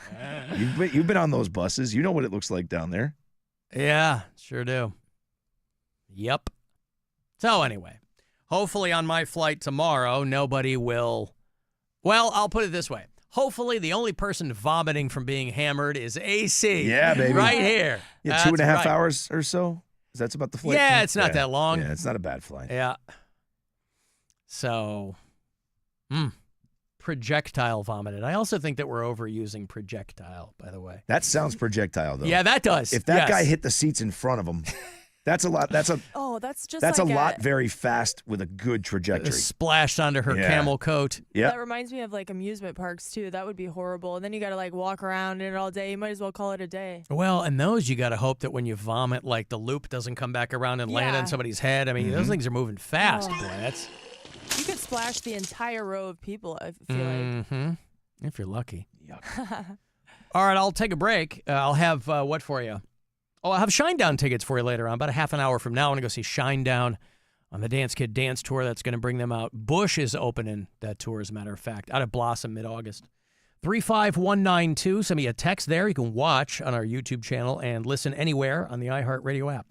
This is the Alan Cox Show on 100.7 WMMS. We got stuff. You want stuff. Win stuff. This week at WMMS.com. Register to win a pair of tickets to see Billy Corgan and the Machines of God, June 25th at the House of Blues. Get more info and register to win at WMMS.com. Nobody makes it easier to make your car last longer. Rocket is giving every home one address.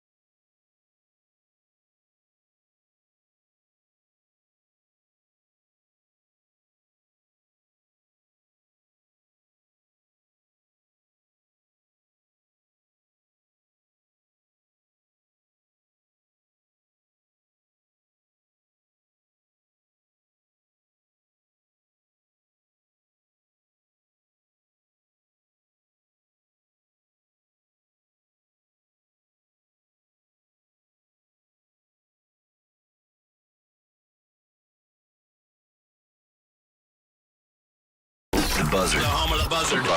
This is 100.7 WMMS. Cleveland. Call the Alan Cox Show. Eat that, you piece of crap. 216-578-1007 or 1-800-348-1007.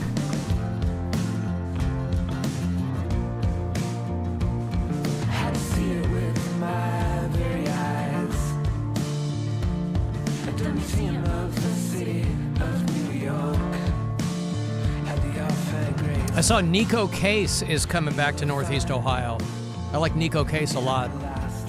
She's doing Saturday, October 25th at the world-famous Agora.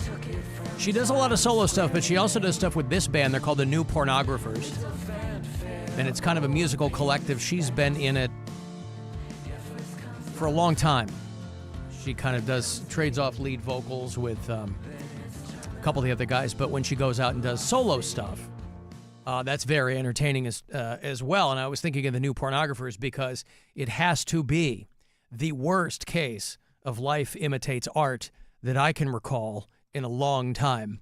That the drummer for the New Pornographers has been charged with child pornography. Oh, gosh. Irony. I mean, when you're in a band called, I don't have to spell it out for you. I think he's one of the founding members, a guy named Joe Cedars, longtime drummer of the New Pornographers. Arrested on multiple charges related to child pornography. A subsequent search of his residence also uncovered additional materials relating to child pornography. He had some videos on his phone taken in the bathroom of a Chick-fil-A. 11-year-old boy told the cops that this guy was recording him. There was a guy in the bathroom recording him while he was using the bathroom. And the cops said that they got a report from an employee about that same guy entering and exiting the restroom with minors. And they identified Joseph Cedars, who's a longtime drummer for the band The New Pornographers. I mean, this feels more like old pornography to me, but. Well. So they searched his home and his car and his phone and found all kinds of kiddie porn. Good times, fun. Now, whether or not that has to do with why Nico Case is going out on a solo tour, I don't know. Maybe the New I don't think that's a band that tours. I don't even know if they're technically together anymore. I know that they were kind of off and on for a while. Well, if they are, I would assume they're looking for a drummer. Right. Actually, they might be. I think that little clip that I played you coming back, I think that might be a new song from them. So they are doing something. They're a Canadian band. I know that Nico Case, she's from Virginia, so she's American, but I think she might have met them when she was living in Canada back in the day and kind of trying to get a career going. But she's a very, I love her voice. She's a very dynamic performer. You know, you let the Primus opportunity pass. Maybe this is the in for you, AC. Going out and play the drums for the New Pornographers. Yeah, but they're like kind of a folk rock thing. I mean, there's not I'm not nearly skilled enough to play in a band like Primus. But there's not a whole lot that's required of you in a band like the New Pornographers. That's what I mean, and you can't help but be better than the last guy. Like, even if you eat it in a concert, you can be like, at least I don't have kid porn on my phone. Yes, but that has nothing to do with my drumming acumen. Imagine what could be even worse than that is people going, I'd rather have the child porn guy playing than this guy. Oh, God. That's how bad. That's how much we miss. Gotta have both. How bad was he? That could really bite me in the ass. Yeah. I'm a good drummer, and I don't know what they require. However, it might be a situation where they're like, I don't know. Joe just had a vibe, man. All right, so he's taking videos of kids peeing. Just bring him back when he gets out. The band collectively released a statement. Everyone in the band is absolutely shocked and horrified and devastated by the news of the charges against Joe Cedars, and we have immediately severed all ties with him. Our hearts go out to everyone who has been impacted by his actions. So, that's their statement. Wonder if they'll change their band name now. Well, I also wonder, a situation like this, it's not like you call the guy and go, hey, FYI, we're kicking you out of the band. I mean, probably knows. It's rhetorical. It probably doesn't even require a call. He's probably in jail, right? Yeah, but I'm sure like their lawyers It's collect call calls his lawyer. only. It's collect calls only. You're receiving a call from I don't even know where this happened. You just squeeze it all into that spot. Palm Desert, California is where this happened. The bathroom of a Chick-fil-A. Just sounds gross. Yeah, I mean, it's all gross, but, seriously. it's, I mean, the guy is so his brain is in such a froth that he's like, oh, I got to follow a kid into the bathroom at the Chick-fil-A. He took my pleasure seriously, or literally. Oh, they do say that, don't they? My pleasure. Yeah, that's at the, you go to Chick-fil-A. I've literally been at Chick-fil-A twice. And I don't know that they said my pleasure. Like, that's the running joke at my pleasure.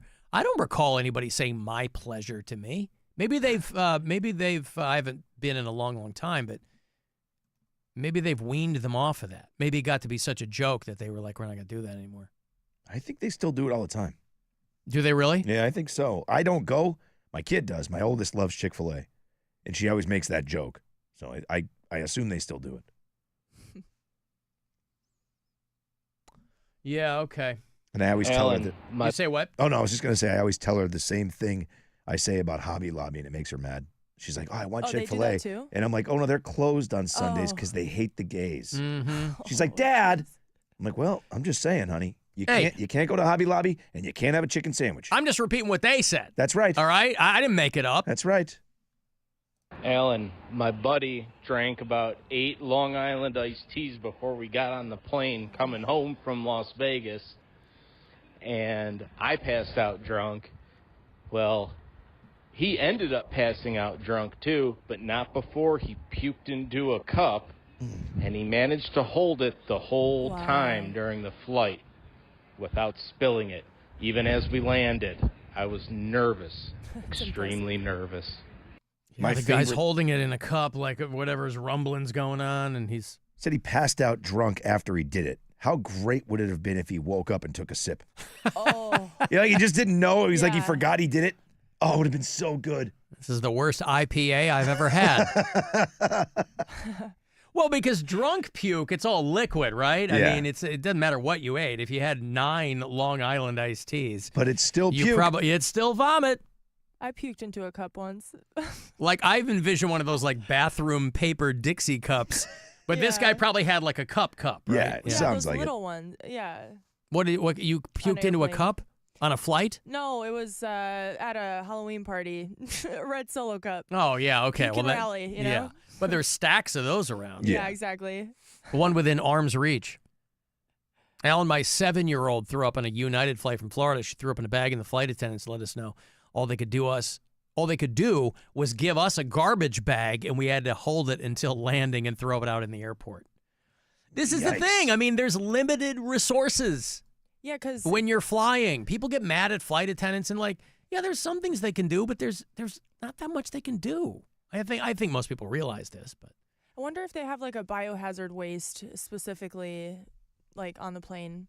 Because this is why like they have to turn the flight around if somebody, because it's not a floating hospital. Yeah, I get it. You know, they're like, there was a story a couple weeks ago. There was a flight halfway through its journey. It was like LaGuardia to Dublin, and they had to turn it around because this guy wouldn't stop being belligerent. This guy wouldn't do what they asked him to do, and the guy gets on the thing. I'm sir, you have one more chance, and then I've got to turn the plane around. Like literally, that's what they were saying. The guy like, nope, whatever it was. All right, I'm sorry, everybody. I have to turn the plane around is what I have to do. Take it out on this guy. Yeah. Forward your complaints to that dude. Because he can't keep it together on a plane. What a fantastic time to find out somebody's gravely mentally ill. When you put them on a plane. I still don't understand the whole 6 hours back thing, though. Like, why not just finish? You're halfway. Because it's FAA protocol. Oh, it is? Yeah, you have to return to the airport of origin if there's no other. There was nowhere else they could go. Like, they couldn't pull off into, like, Newfoundland. You know what I mean? Like, if they don't have an airport near you that can accommodate. Oh, that sucks. Yeah. That whole thing never made sense to me. I could never understand that. They're like, yeah, we were just about to our destination and then flew back 6 hours. What? Why? Alan, my puke story takes place on the ride, the rotor. Oh, yeah. Oh. If you puke on the rotor, it hangs in a ball in the middle of the room. Oh, centrifugal force or whatever it is. Sucks right back at you. Until it slows down enough and then slams against the side. Luckily, you missed me. It missed me and hit a kid 2 down from me. Oh. Imagine you get hit in the face with someone else's vomit. Disgusting. On the Did I ever tell the story of my dad with that happening? About we were deep sea fishing? I don't recall that. My dad, we were always out fishing. My father would love he was the outdoorsman like crazy. And we were on a charter fishing boat. And it was really, really choppy seas. It was one of the party boats, you know what I mean? So it was like a ton of people fishing. But it was really, really choppy seas. So a lot of people were just kind of like sitting inside of this boat, having a coffee or whatever. And my seasickness is one of the worst ways to feel nauseous. I've never had it. I've seen a lot of people have it. I have really solid sea legs, thankfully. I do too, but one time they kind of hit me and I was like, this is awful. You can't wait to get off. My dad he was like, nothing bothered him. I mean, none of it. And he Iron was, Constitution. Yeah. He was standing in the back of the boat talking to the first mate who was cutting up bait for the fishing trip.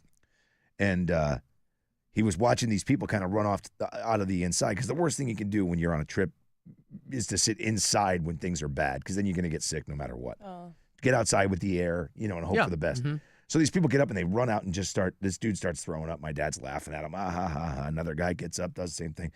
And I'm sitting there with my father and this mate, and he sees this dude get out, and my dad kind of like leans up to the side of the boat like this to watch him, and the guy pukes, and the wind picks up and leaves his mouth sideways and hits my father right in the face. Oh, no. And he instantly white in his face, green and he's just like, oh, no. I'm going to ruin my streak. And he got sick. It was just because he had to. I mean, he just got puked on.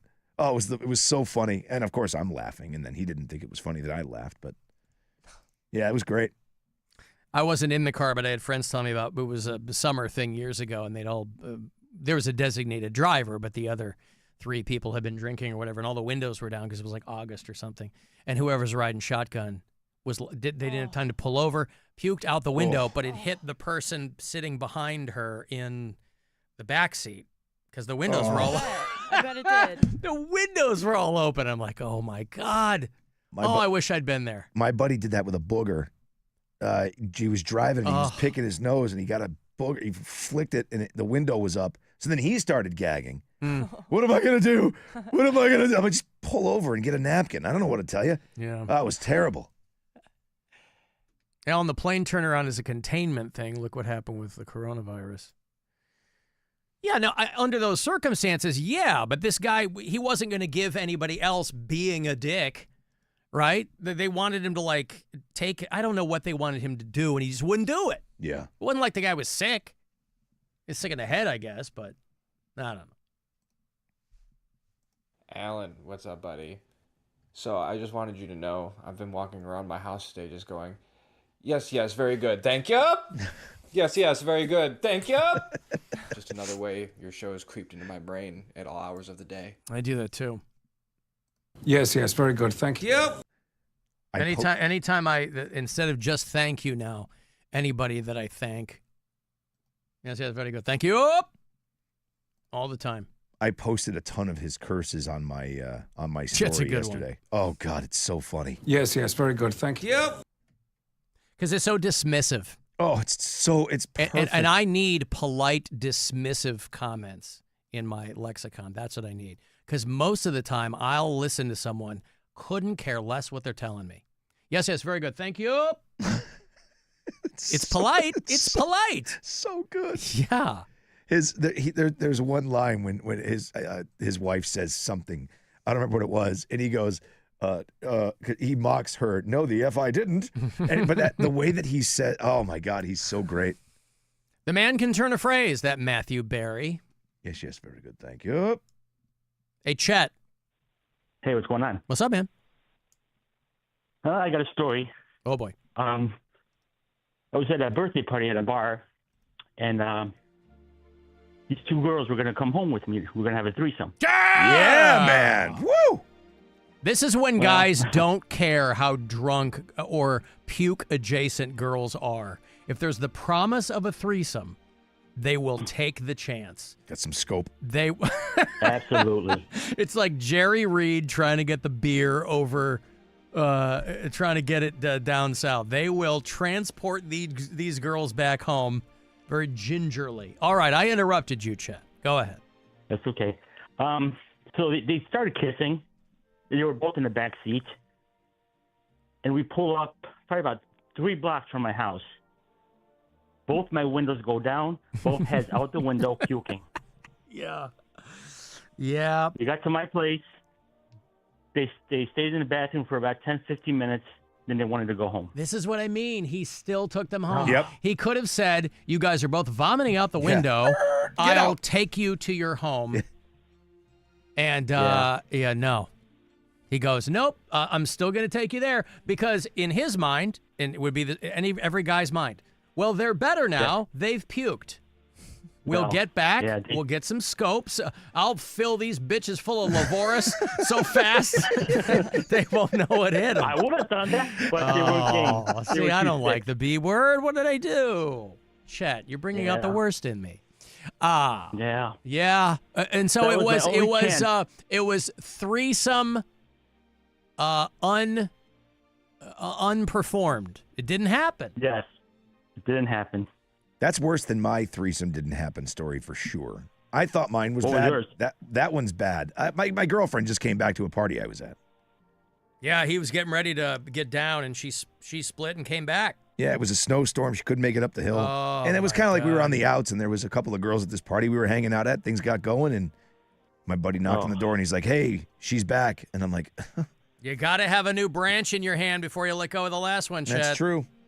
Man. Yeah, that's true. Okay, so let me ask you this, and I don't know if you can cast your mind back or if you could theorize. How far would you have gone if the promise of that threesome were still dangling in front of you? Obviously, you don't want to pivot into, like, non-consensual territory. I know you're not that kind of guy, but these girls they're post-vomit. They're still upright. Did they ask you to take them home? Yeah. Yeah, they did. Okay. To my place. I had slept with one of them before, and the other one I really wanted to sleep with. Yeah. She was hotter. Man. Put it that way. Yeah. Did you ever have another chance? No. Oh, God. Never had a chance. I worked with them, too. All he has is this story, Rob. But then maybe it's good if you work with them, maybe it's good that you didn't get a three-way with them, because then they got to show you, like, it was a moment thing, you know what I mean? The moment left and never came back. That's right. It's like lightning in a bottle. If it doesn't happen, it's never going to happen again. Yeah. A sexual threesome. Okay, thank you, Chet. All right, no problem. All right, there's our boy Chet over there in University Heights. You could have given me 15 guesses at what he would have talked about, and him talking about having a three-way would have never even entered into my mind, knowing Chet. He contains multitudes. He's a riddle wrapped in an enigma, wrapped in a mystery, that guy. A sexual threesome. Alan, they need to add a drunk tank in the cargo area of planes. Yeah, like Philly jail. Like That's actually a really good idea. Jail at an NFL stadium. That is a great idea. Yeah. Just go downstairs, sit there till we land. There's no seat belts. You're on your own. Good luck. You're down there with the dogs and the luggage. Yeah, you dope. Gonna act like a dog. Go be with the dogs. That's right. Just put them in a crate. Yeah. It's too small for them. Yeah. Now you're not going to crap in there, are you? Yeah. It's probably a pretty good chance that I will, actually. I was going to crap my pants anyway. And don't crap where I sleep. That's right. Well, for those of you who are completing a lot of threesomes under various circumstances, you might be pleased to know that there is an antibiotic that is currently being used for UTIs. It's something called gepotidacin. Some of you may know this. And they said that it is also proven very effective to treat ye old antibiotic-resistant gonorrhea. You know, over the past few years or so, we've ended up with super gonorrhea. Antibiotic-resistant gonorrhea might have met its match. I don't know why ye all in front of it just made Well, because, that's all they talk about now. They're like, hey, you should wrap it up because we don't have, you get things that we used to be able to take care of, right? This dumb country is awash now in things that we got rid of but are now back with a vengeance because people are stupid. So the antibiotic-resistant gonorrhea might be able to be taken care of there with this gepotidacin, whatever. I'll consult a pharmacist for this. Brian, your thoughts? It's the season of love. Thanks for the gonorrhea. Yes. Now you don't have to say thanks. There'll be a new pill for it. Yes, very good. Thank you. Yeah, thank you for the gonorrhea. Yes, thank you. Yes, very good. Thank you. I got Shinedown tickets for you. As promised, Shinedown comes through Cleveland this summer on the Dance Kid Dance Tour with Gavin Rossdale in Bush in the support slot. Morgan Wade, very foxy, very talented performer, is rounding out the night. But Shinedown, your headliner, Tuesday, August 19th at the Rocket Arena. Just steps away from here. RocketArena.com for the details, tickets and info and all that there. You get my last 2 tickets this week. 2 for Shinedown in August. Good luck. 216-578-1007 or 800-348-1007. The Alan Cox Show. On our free iHeartRadio app and your favorite smart device. Just tell it to play the Alan Cox Show on iHeartRadio.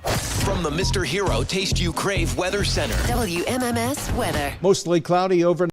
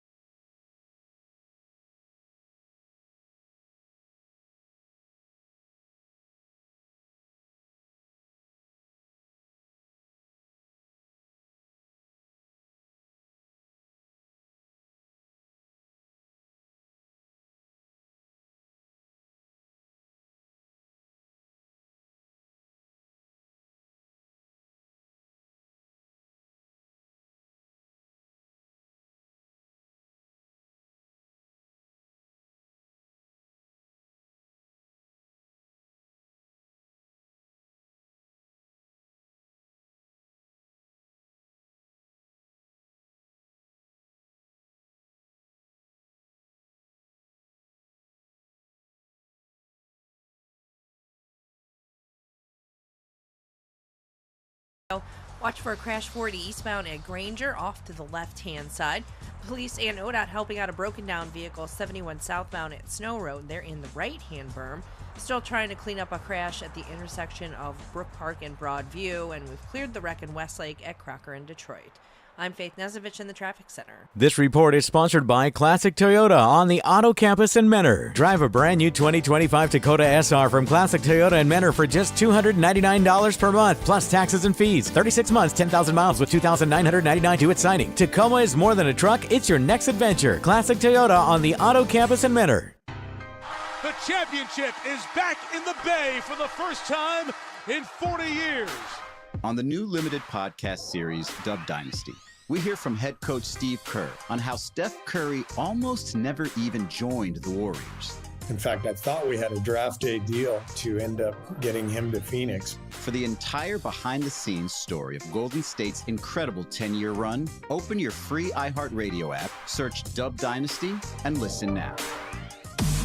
The poor air quality. Oh, the air quality is bad? It's bad. That's been a complaint about this thing for a decade. The more exposure folks have, The Alan Cox Show. the more likely it is that they'll be sick. On 100.7 WMMS.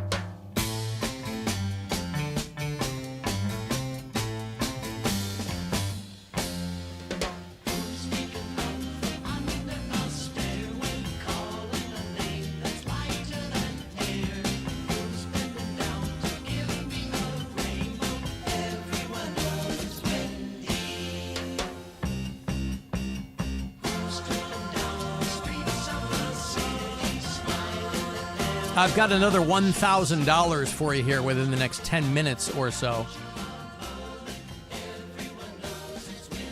Next keyword, courtesy of the Buzzard Bookie.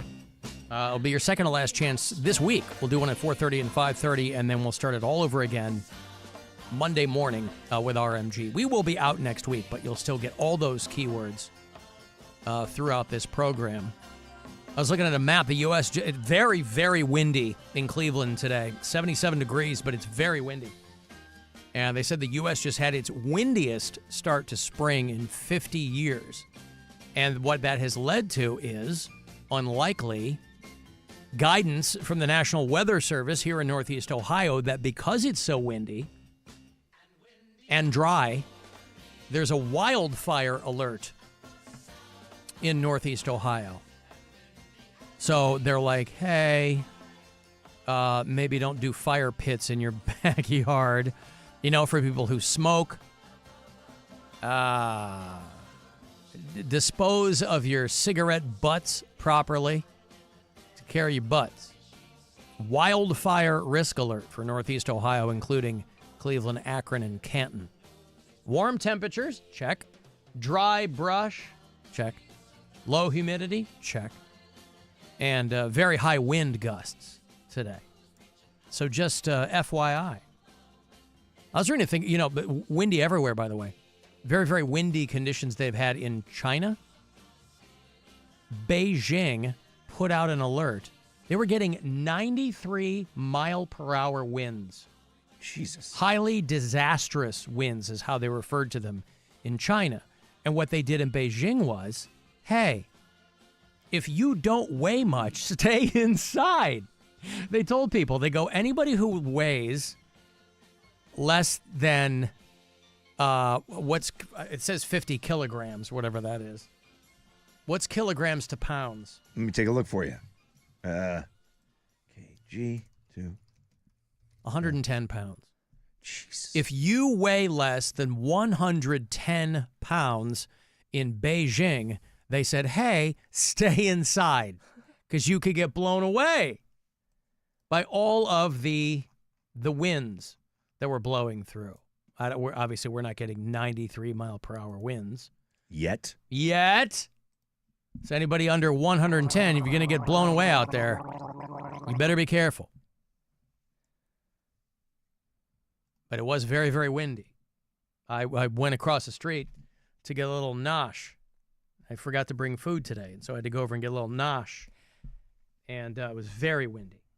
It was blowing my luscious locks all over the place, Kat. This one time I was walking in Ohio City, like West 25th, and I had an umbrella, and it was so windy that it completely like flipped the umbrella upside down and broke it. And that had never happened to me before. It was like the most dramatic moment.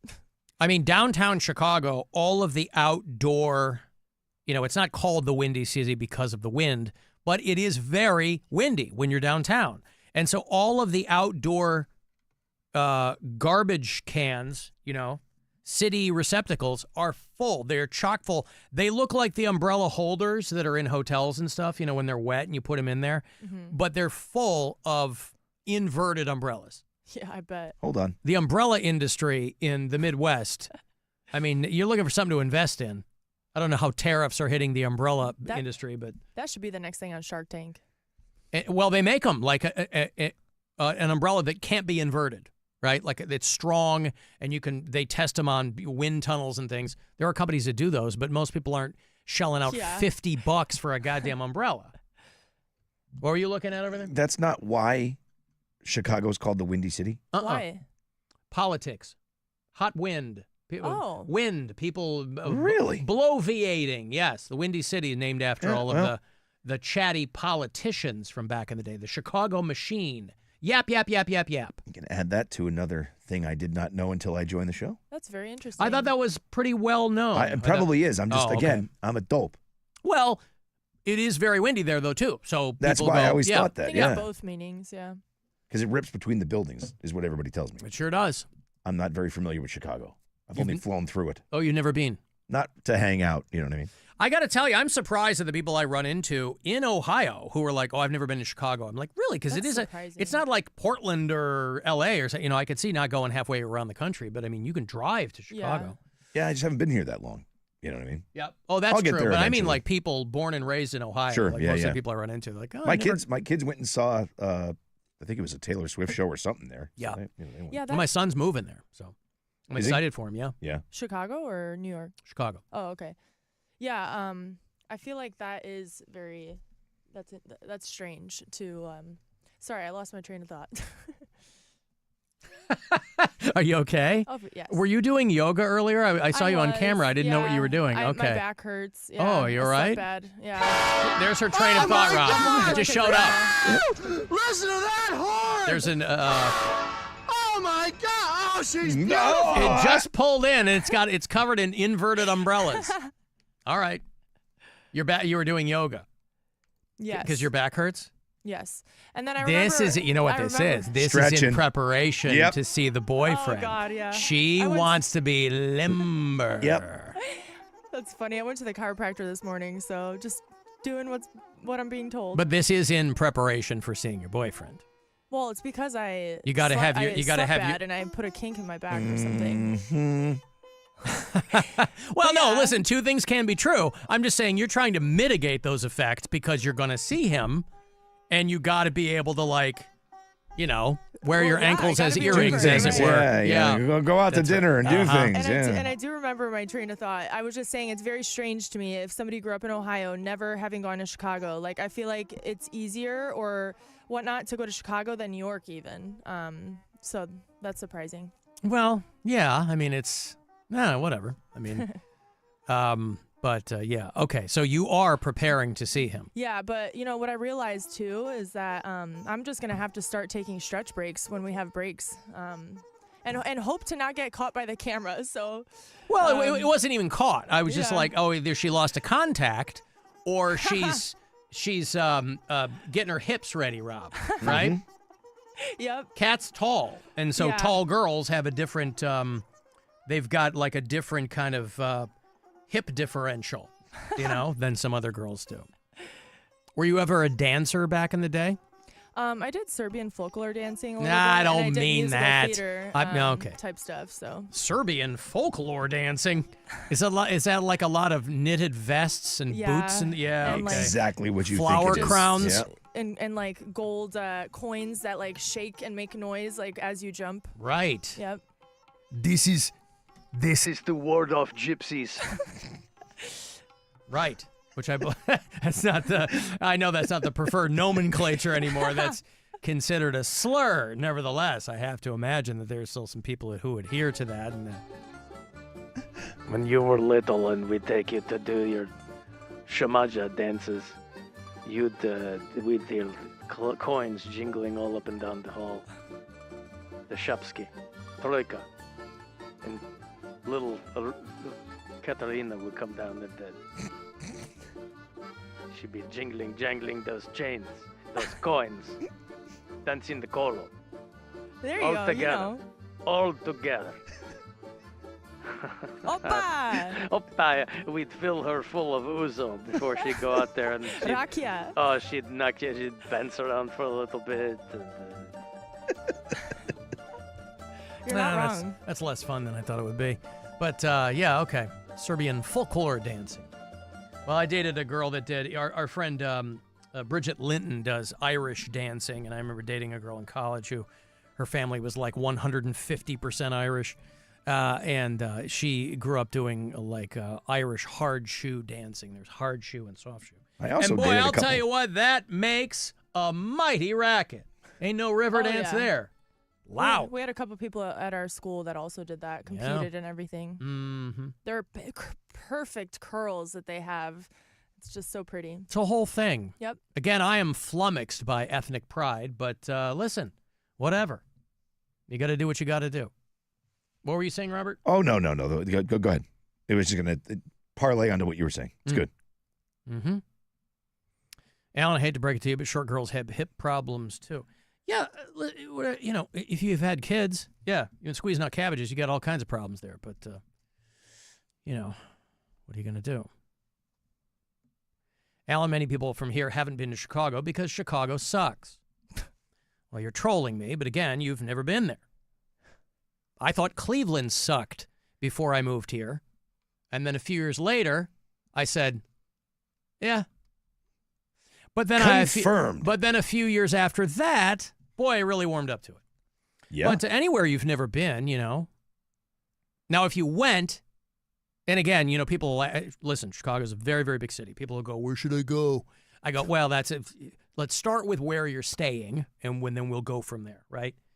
Around here, it takes you 20 minutes to get anywhere. Yeah. But it's a much more loaded question if you're going to a place like Chicago. But always happy to recommend to people. There's always new places opening up. So I'm not hip to everything. I have been here for 15 years. But if you go somewhere and don't like it, then you go, yeah, I went there, I didn't have a good time. You know, I still think that you can probably have a good time anywhere if you're there for like a long weekend or something. Unless it's Indianapolis. There's no fun to be had in Indianapolis. With due respect to our bureau chiefs there in Indianapolis. I've got money for you. It's $1,000. Second to last chance to win this week. 5:30 will be that last keyword. But it's $1,000 from the Buzzard Bookie. So I hope you win. Good luck. This is your chance to bet with the Buzzard Bookie and win $1,000 now. Enter this nationwide keyword at WMMS.com. Money. That's money. Enter it now at WMMS.com. Diarrhea.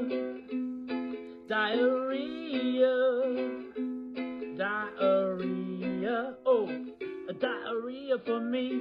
Yeah. I ate a breakfast burrito, and now I got diarrhea. I ate a breakfast burrito. Oh, a diarrhea for me. I said a diarrhea for me. Screw you out.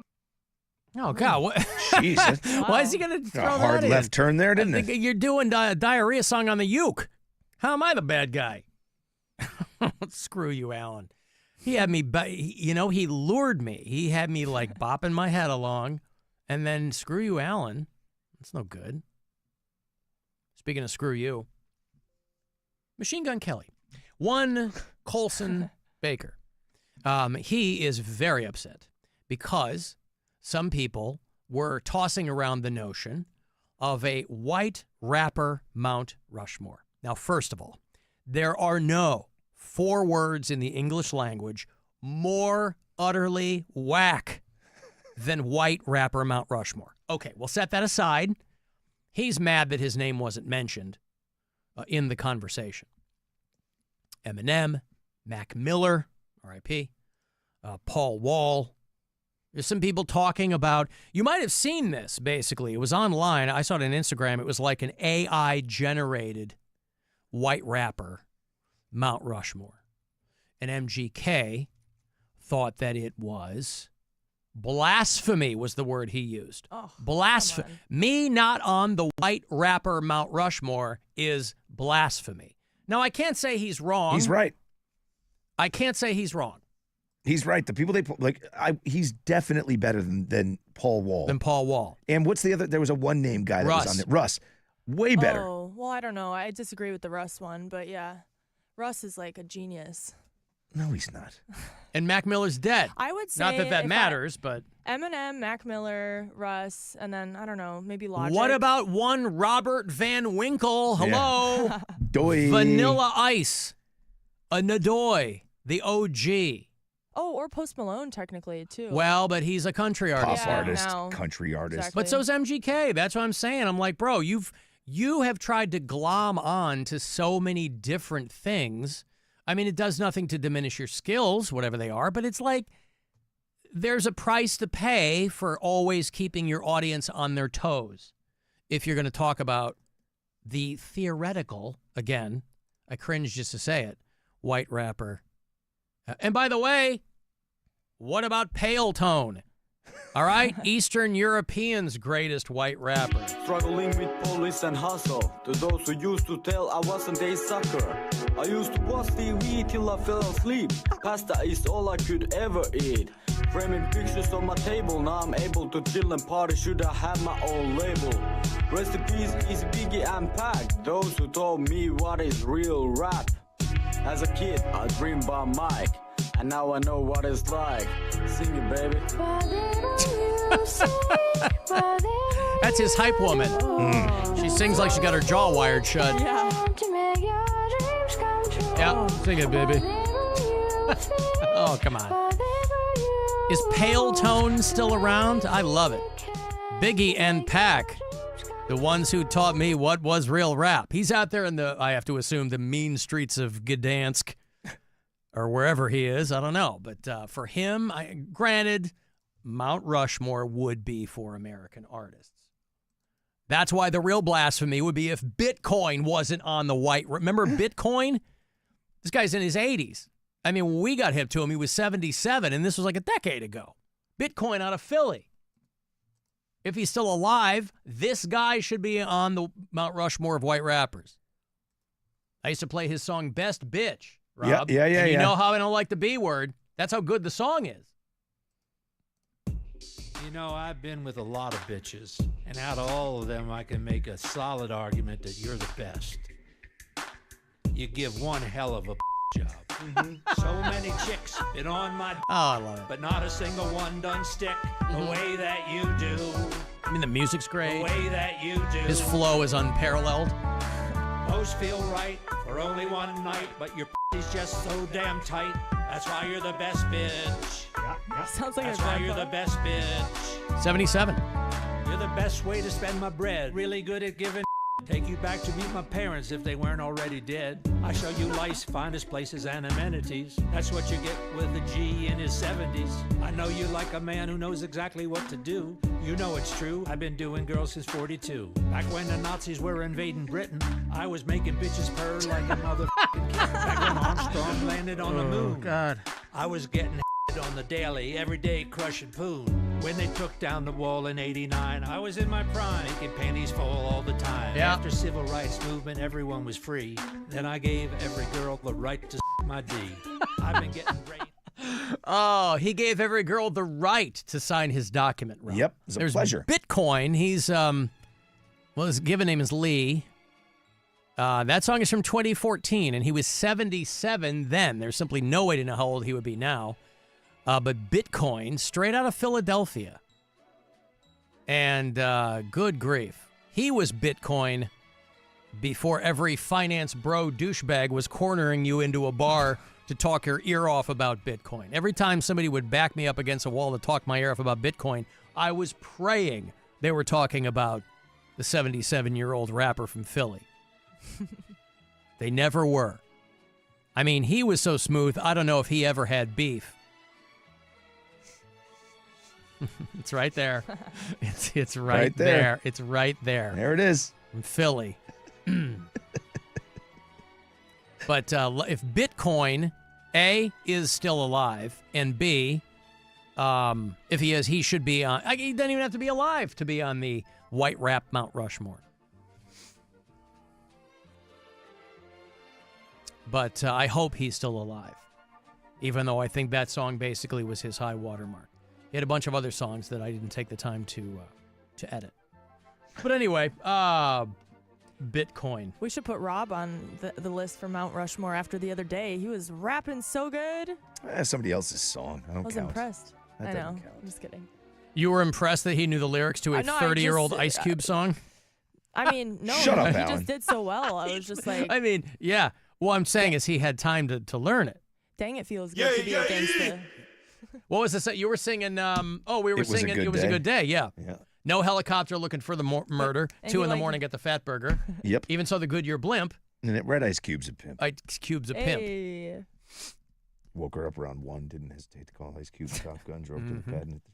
He knows He all says of it. it in his sleep. Well, his wife is like, it just honey, happens. what It did just Honey, happens. wake up. You're singing Ice Cube again. I wouldn't doubt it.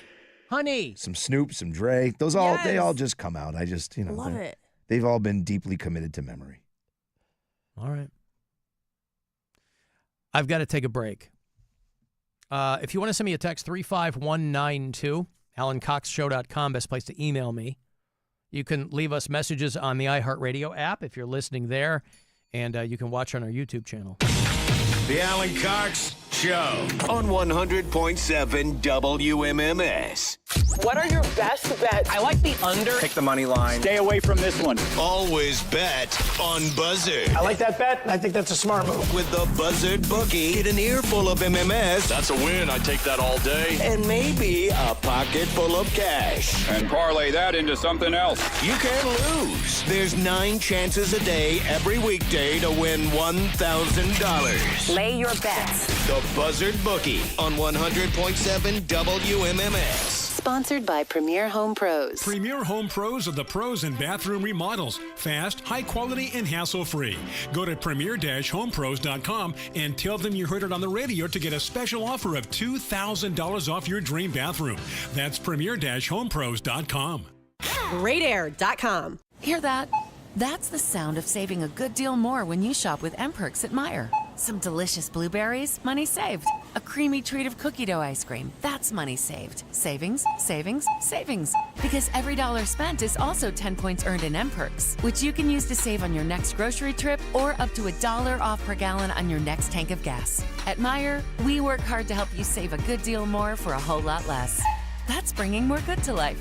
Exclusions apply. See mperks.com for details. Rocket is giving every home one address. Rocket.com, a single, seamless home ownership platform to help you find, buy, sell, finance, even refinance your home. Everything you need, all under one roof. Visit Rocket.com today. Rocket, own the dream. Hey, what's up? It's Rob. If you're craving some hot and cheesy pizza, get the $5 meal deal now at Speedway. 2 big, delicious slices of pepperoni, 3 cheese or extreme meat, and a Mountain Dew 20-ounce for just $5 with Speedy Rewards. Valid through 4/29/25. See app for details. This is a story of the one. As a maintenance specialist for university housing, he knows college students can major in wear and tear. Plus, housing so many students doesn't leave a lot of room to house all the supplies he needs. That's where Grainger comes in. With over 1 million industrial-grade products and fast, dependable delivery, Grainger carries the quality products he needs so he doesn't have to. From a new door hinge to a whole new faucet. Call, click Grainger.com, or just stop by. Grainger, for the ones who get it done. Hey, Mackenzie here for Ken Ganley Volkswagen, where you'll find a great selection of VW models. Drive the 2025 Atlas SE, $339 a month, $339 at Ken Ganley Volkswagen North Olmsted and Willoughby Hills. I want to see you in a Ken Ganley VW. 39-month lease, $4,250 down, 7,500 miles per year, plus tax, title, registration, and doc fee with no security deposit on approved credit through VCI. Sale price $41,303, VIN 1V2LR2CA0SC520279. Change can feel like a lot. But with WestBanco and Premier Bank joining forces, it means even more for you. More enhanced products, more helpful tools, and with 155 years of trusted experience, more ways to turn goals into reality. Your bank is evolving, and so are your opportunities. Premier Bank is becoming WesBanco. Expect even more. Visit westbanco.com. WesBanco Bank Inc. is a member FDIC. Cleveland traffic on 106.5 The Lake. When you're hurt or sick, your first instinct is to turn to a doctor or a hospital for help. There, you expect to receive proper treatment and medical care.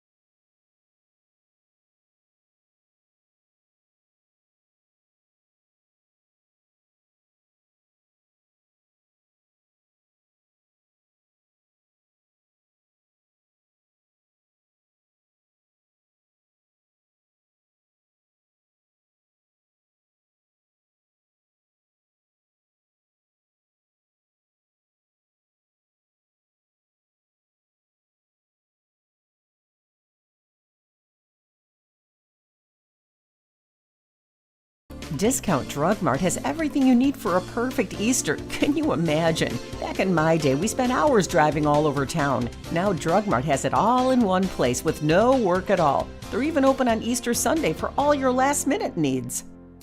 From the all-new Avon Lake Jeep Studios, we say yes. The Buzzard. The home of the Buzzard. Buzzard. This is 100.7 WMMS. Cleveland. Call the Alan Cox Show. Pay attention to notice the reverse of everything that is normal becoming abnormal. 216-578-1007 or 1-800-348-1007.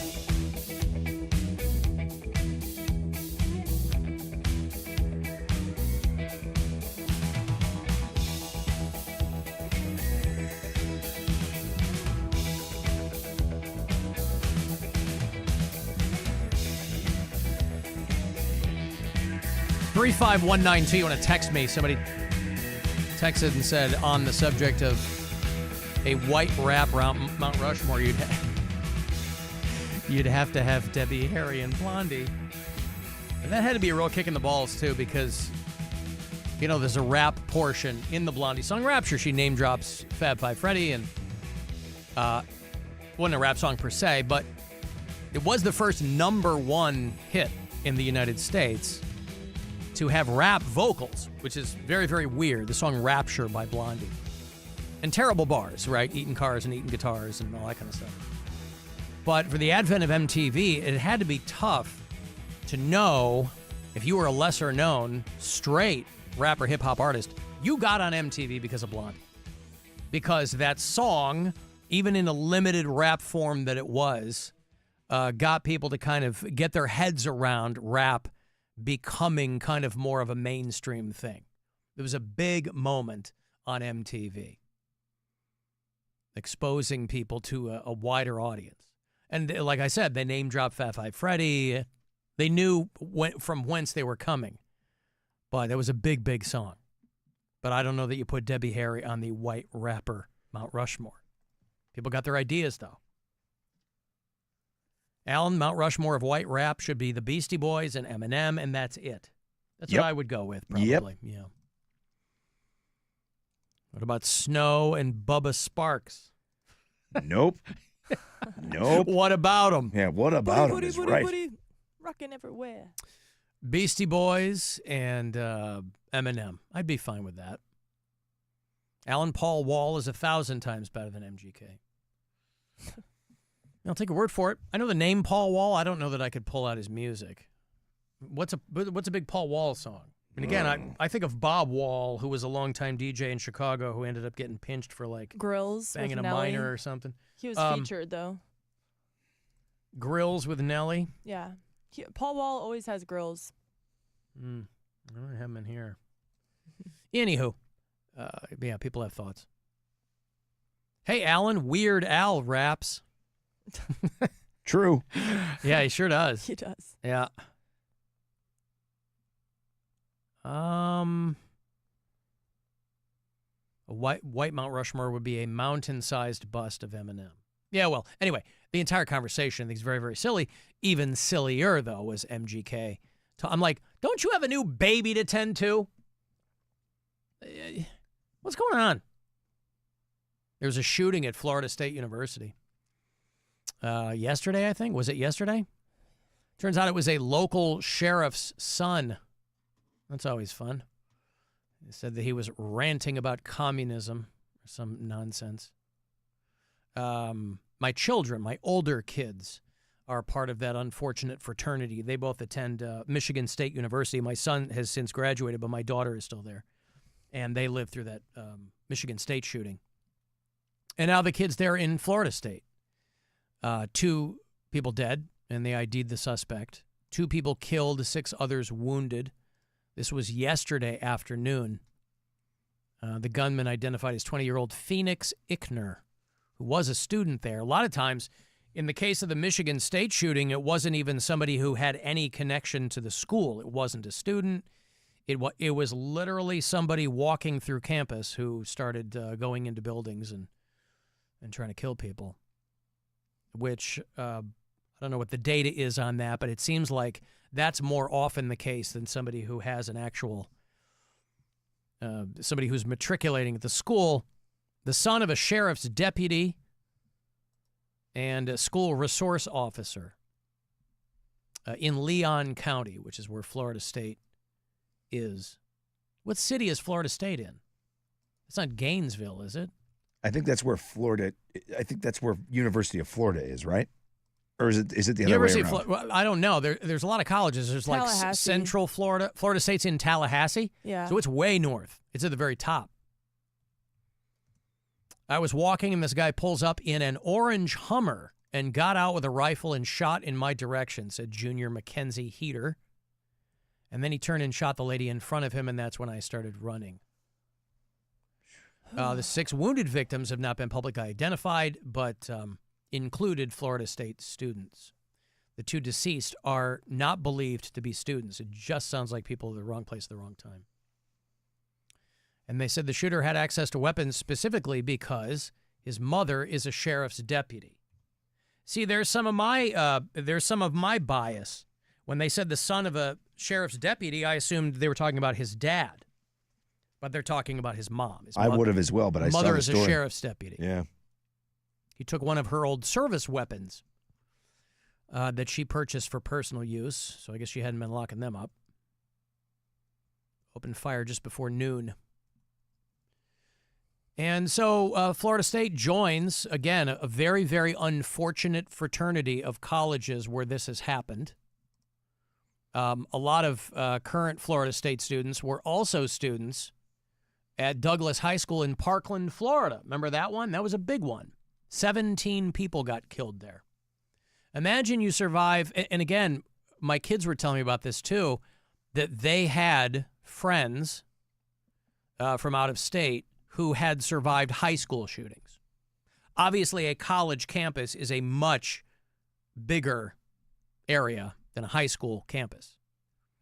But you think of people who, like, they were in a high school shooting, and now they're in a shooting on campus. I mean, hang around long enough. Yeah, it's horrible. 40,000 students on a sprawling campus in Tallahassee. All the classes, of course, were canceled today. Yeah, every year, like my son has since graduated, but my daughter is still there, and every year on that anniversary, I don't think they have classes at Michigan State. Florida State was also the site of a shooting in 2014 when a 30-year-old guy opened fire on campus and wounded 3 people. Isn't it crazy how you just forget about that stuff now? Like, it happens so frequently. Like, you just said that happened in 2014. I don't ever recall a Florida State shooting. Yeah. I know there was one at Virginia Tech. I remember that a long time ago. Yeah, so they do the usual deep dive into the shooter's social media accounts and things like that, and you do the forensic looking into of laptops and things like that. I guess his Instagram page had a lot of Bible passages. And they briefed the president on the shooting, and he said, well, things like this take place, but the gun doesn't do the shooting. Did he say that? An orator, yes. That's the actual quote? Yeah. Oh, boy. Well, he's got to reiterate his Second Amendment bona fides, right? I always like to remind people that Trump is the only U.S. president to ever suggest taking people's guns. But he did promise to hurt brown people, so all the dudes with the 3%er calf tattoos give him a pass. But, yeah, he's a prince in a crisis, isn't he? Well, a time and a place for everything, right? That wasn't either, for sure. Well, it's funny because, we were all, the thing was always thoughts and prayers, and people were rightly upset at that we were always complaining about how thoughts and prayers didn't, do anything from people on the right because they were all beholden to the NRA or whatever it was, being woefully inadequate, right? I didn't think it would go the other way where we go, oh, well, people are going to get murdered.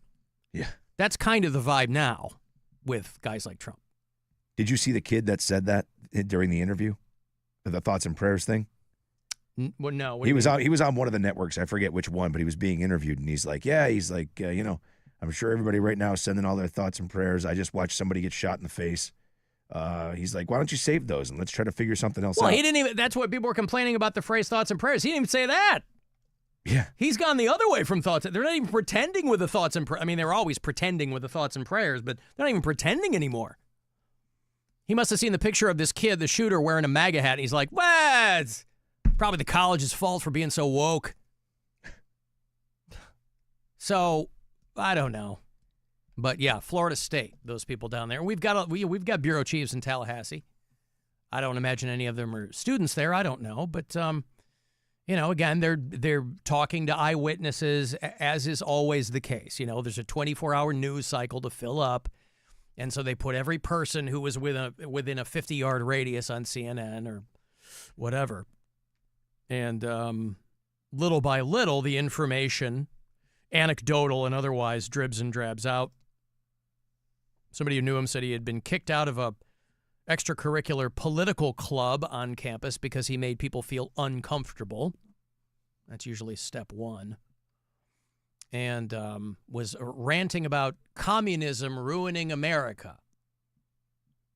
Another political science genius. Probably doesn't know what communism is, but okay.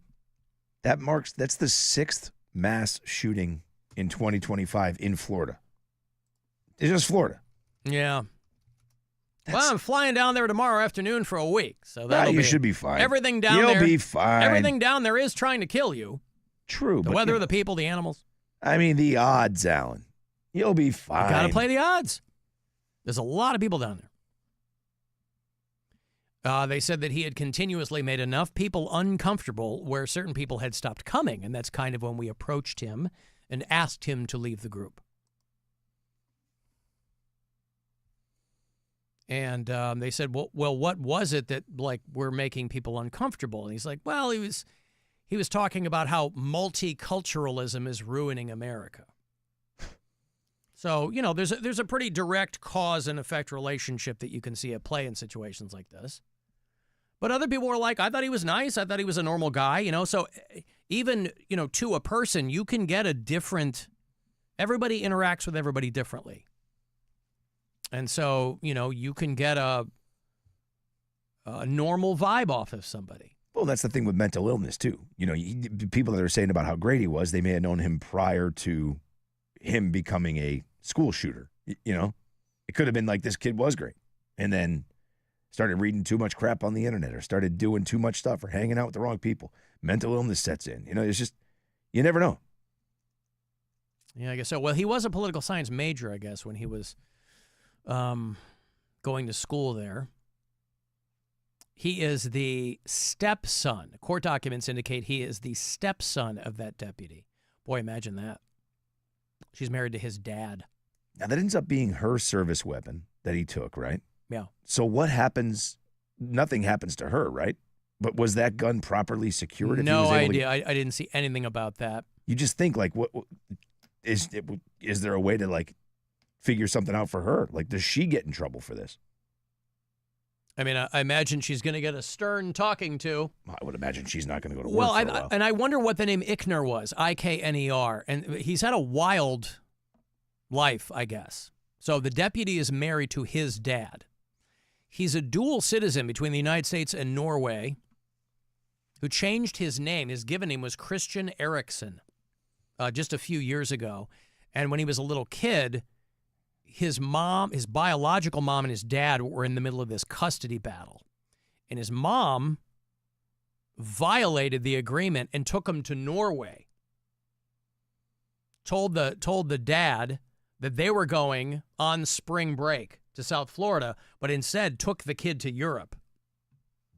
And then, I guess, dealing with all that, but they're like, he's always been treated for mental health issues and ADHD and blah, blah, blah. So when the mom ended up bringing him back to the United States, she got arrested. So there was all kinds of, obviously, familial drama in the mix there, too. But there are all kinds of people with that kind of drama that don't grab something and go and try shooting people. Yeah. That's the most common retort to something like that, is obviously these things are rooted in mental illness, but the vast majority of people with mental illness aren't violent. No, but I would assume, though, that most of them that do end up going down this road do have some form of mental illness. I would have to think so. Again, I don't know nearly enough to speak to something like that. But do you have to be fundamentally mentally ill to do something like this? I think you might. Or can somebody just be like, I'm fine. I mean, I can't imagine anybody would be referred to as well-adjusted if they were doing this. But does that mean you're mentally ill? I mean, are the definitions so broad now either by necessity or by design, that you just go, well, they're mentally ill. They took a gun and tried to kill people. But even if they weren't mentally ill, they would be found people that would look at the situation would say, "Oh no, he was insane. Let's claim insanity for the time. He wasn't. Well, he wasn't in his right state of mind." Right. I mean, a defense lawyer would say that. What I'm saying is, if you find just as many people who go, "Oh, he's a nice guy," as people who go, "Oh yeah, we had to kick him out of this club because he was really freaking people out." It sounds like he may have just gone worse as time went on. Down a weird road. Yeah. I mean, I can't imagine that the getting shuttled back and forth between your parents in a custody dispute is probably didn't help. It's not going to help you out.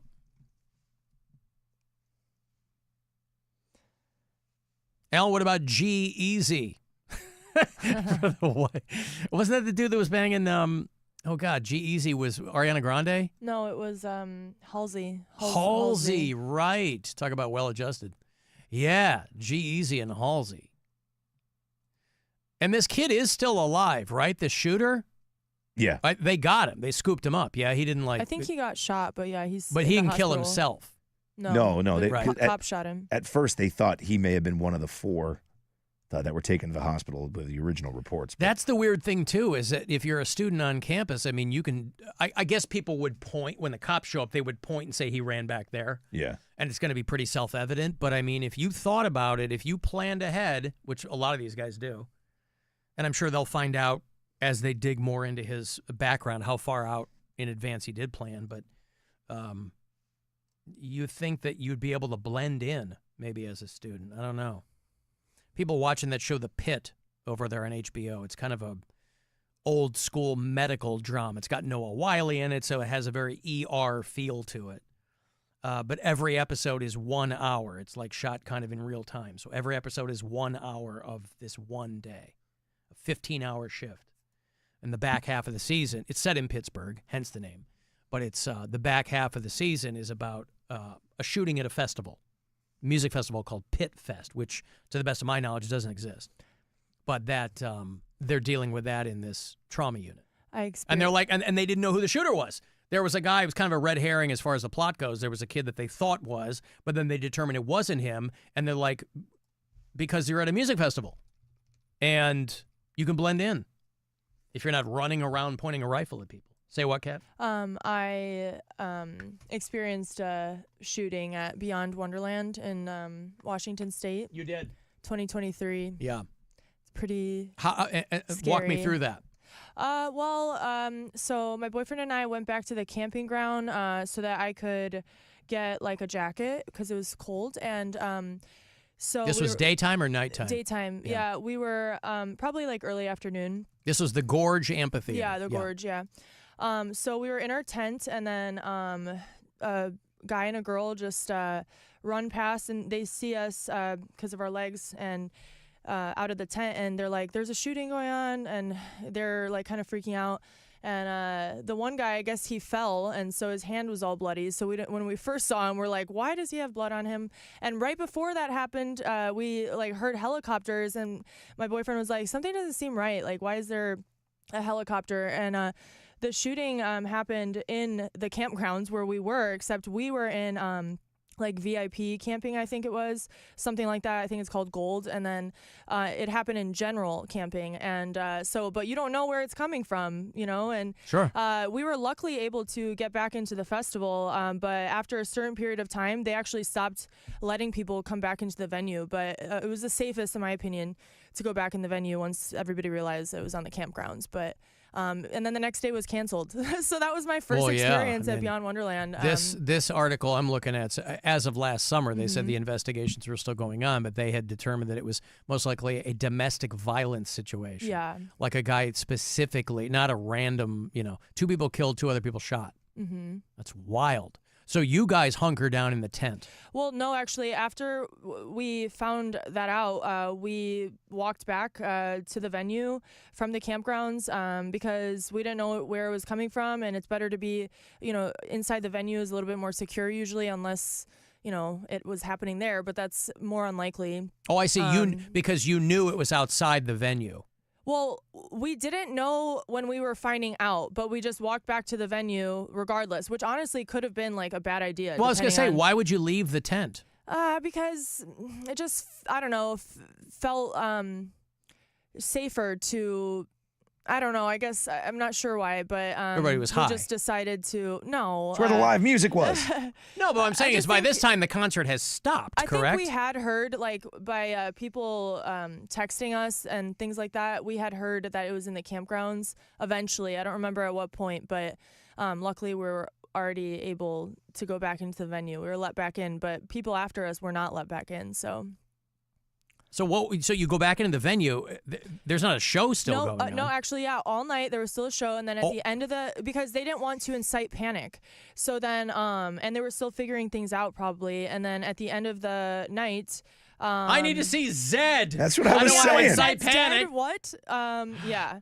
So, yeah, basically at the end of the night, it was like the most creepy purge type feeling. Yeah. Because they like put this large message up on the screen, and they like put this type of siren that was just so like off-putting, and that's why I say it felt like the purge. And they were just like, I don't know, go home. It like, also I don't must remember be, what they said. It also must be really hard to get people's attention with sound effects at an EDM festival. Yeah, well, that because was at the very everything end. has sirens and sounds in it. Yeah, exactly. That's a good point. you don't Was know that where a it's coming siren or from. part of the Marshmallow song? Yeah. You're really harshing my marshmallow over and then here. everybody just like somberly walked back like after that, and it was just like really creepy. Like I've just never experienced something like Really that. took the air out of everyone's tires. Yeah, but they waited till the very end of the last set of the headliner, so. Wow. Ladies and gentlemen, there's been a shooting. And then they canceled the next day. Ladies and gentlemen, I'm sorry to tell you, Marshmallow is not... I just like the notion of a guy at an EDM festival just doing that voice, you know? Yeah. All right, ladies and gentlemen, sorry to tell you that given the evening's events, Crank Dat will not be up here on stage. Sudden Death and Zed have also gone home as well. Please find your way back to your cars and tents, and tomorrow's show canceled. Thank you so much for coming out. Stay safe. Stay safe, everybody. That's wild. Yep. All right. So then the next day they go, hey, this is canceled. Everybody goes home. Yep. Yeah. Huh. Who'd you get to see? Who was the best? There were so many, but I saw Grizz that year. Yeah, oh my he's God. amazing. And then I saw Ellis Dream, loved him too. Yep. But so many good artists. All but right. those were probably my two favorite. And Black Tiger Sex Machine. Oh, of course. Black Tiger Sex Machine, Rob. Come on. Mm-hmm. They got the masks, right? Yeah, they do. They're like Cat Daft Punk. BTSM, Rob. You get it? Nope. They worked backwards from that name. I don't get any of it. Oh, okay. All right, good. Well, you live to tell the tale. I'm glad. Let me give you I got Cavs tickets for you. Playoff tickets. Do we not know yet who they're playing? Tonight, we'll find out. All right, we'll find out tonight. Game 1 is Sunday. Game 2 is going to be Wednesday, right downtown at the Rocket Arena. Your Cavaliers. Wednesday at 7:30. It's going to be Game 2 of the playoffs. Cavs.com. We'll have all the details as soon as they get them. But you can have my last pair this week. Cavs and someone. Game 2, first round of the playoffs, Wednesday night, 7:30, right down here. Caller 10. Good luck. 216-578-1007 or 800-348-1007. It's the Alan Cox Show. Everywhere on our free iHeartRadio app or whatever.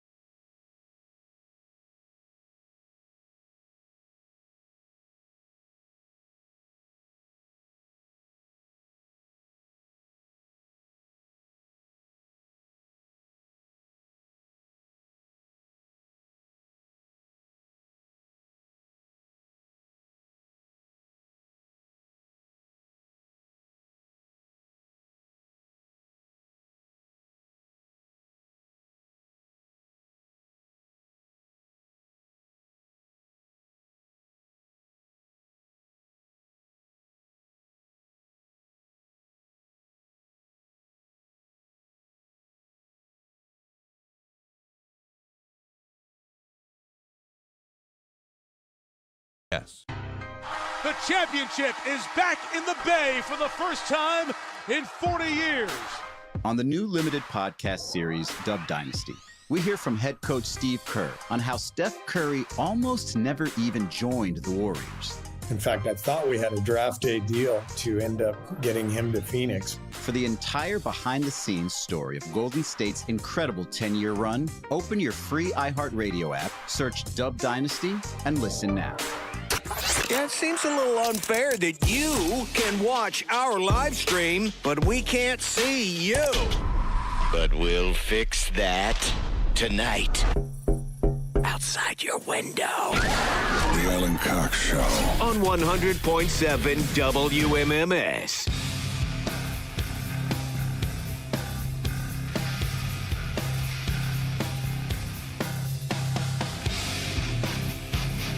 Yeah, we're going to roll a little bit early, make way for your Guardians pregame around 6 o'clock. So we will get to what did we learn this week. Before that, we'll something we wait to throw out on Fridays. Guardians are starting up against the Pittsburgh Pirates tonight in Pittsburgh, PNC Park. That is a 6:40 first pitch. So, like I said, we'll roll around 6, get you in a pregame shortly after that. And then the Guardians will come home, a couple of back-to-back homestands against the Yankees and the Red Sox. And then the Twins, too. So they're going to be home for a stretch. They'll start up Monday evening against the Yankees here at home.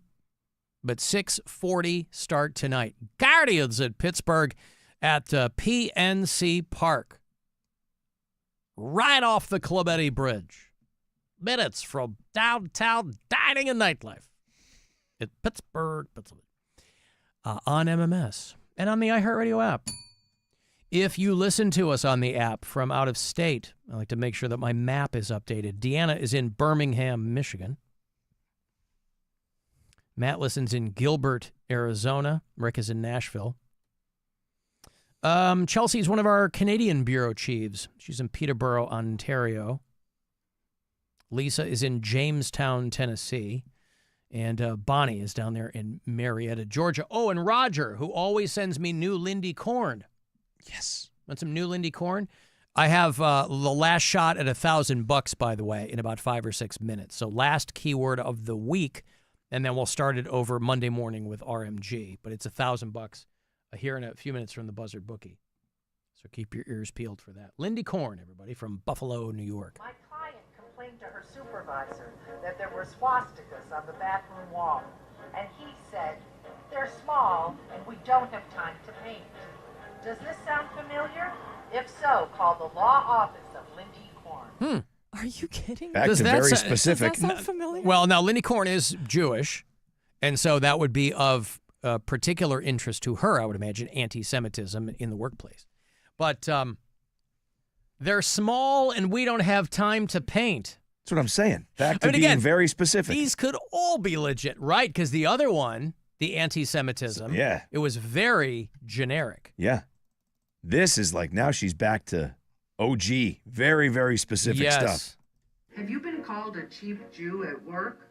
Call the law office of Lindy Corn. Could you imagine the person in the first one complaining about the swastikas? Same person? No, the person complains about the swastikas. The other person says they're small and we don't have time to paint. And the first person calls that person a cheap Jew because they won't buy the paint. Yeah. That's a legit It's anti-Semitism on anti-Semitism. It's ridiculous. Have you been called a cheap Jew? No, not that one. The swastika one. My client complained to her supervisor that there were swastikas on the bathroom wall. And he said, they're small and we don't have time to paint. Does this sound familiar? Does this sound familiar to you? Now, first of all, there are swastikas on every bathroom wall in America. It's just how we are now. But if they were in the workplace, nobody should have to contend with that. But I hate to say it. You get a little can of paint. You go and you paint it. Of course. And we don't know what their workplace is, though. Their workplace could be a bar, to your point. Yeah, I'm not saying that's any better. Yeah. I'm just saying it's, you know. Oh, I see. Here I am thinking of like an office situation. Right. You're saying somebody's a bartender. A convenience and store. they go, hey, yeah, I see. My client, did it say at her work? I think so. Yeah. Yeah, because the boss is the one that said. Complained to her supervisor. Complain to her supervisor. So it could be a convenience store, couldn't it? Yeah. Hey, I'm Jewish. There's swastikas on the bathroom wall. They're small, and I don't have time to paint. We're just about to open. Who doesn't have time to paint? If they were that small, by the way, hoisted with your own petard here, if they're that small, it shouldn't take any time at all. You just draw over them, too. Grab a Sharpie. Whiteout, anything. Speaking of anti-Semitism, Haley Joel Osment. This guy is going through it. It doesn't seem like that long ago he was the cute little kid seeing dead people in The Sixth Sense, and he's popped up in things since then. But Haley Joel Osment is a grown man now. He's 37. He's not that cute anymore. He's not in great shape. He's always rocking some beard. He lost his house in one of the L.A. wildfires, so that's not going to put you in a good mood. And he's on body cam footage. Cops got him. He was hammered at a ski resort in California, Mammoth Mountain. And they found coke on him. So they're throwing him. But he goes for the Jewish slurs. Oh, boy. Now, in the aftermath, he's like, I'm horrified by my behavior and blah, blah, blah. But there's just something, whether it's booze or drugs or whatever, there's something that just unlocks something weird in some people's brains. Because all kinds of people do coke, get drunk, and they don't throw that kind of stuff out. You start becoming anti-Semites. I mean, I don't know anything about Haley Joel Osment, but he was like, he called the cop a Nazi. Then he called another cop the K word. Ooh, boy. For Jewish slur, which is really gross. And it's just strange. Wow. Haley Joel Osment. Pull a Mel Gibson. Something. I'm being detained by these guys. Okay. Who am I talking to? Like he had a GoPro on his helmet. Oh, when people ski and stuff sometimes. I don't know if that's probably a helmet you can rent from the pro shop or whatever. But still, is that exciting? I remember I bought a GoPro years ago before really video capturing technology had gotten to the point where it is now. GoPro was pretty much like, the gold standard of what you could do. And I was intent on kind of upping my video game. And I had a GoPro. I used it like twice. Yeah. It just was more cumbersome than I thought. Anyway, Haley Joel Osment. What wasn't captured on body cam from the arresting officers was probably captured on some of his GoPro video. Is it John? Is it Robert? What is it? I'm in there. 44 Tommy. I don't understand what that means. I'm in there. 44 Tommy. Okay. Did you hear me go? I'm They an go, what's your American. name? I'm an American. Oh my gosh. What a douche. Well, you're under arrest now for public intox.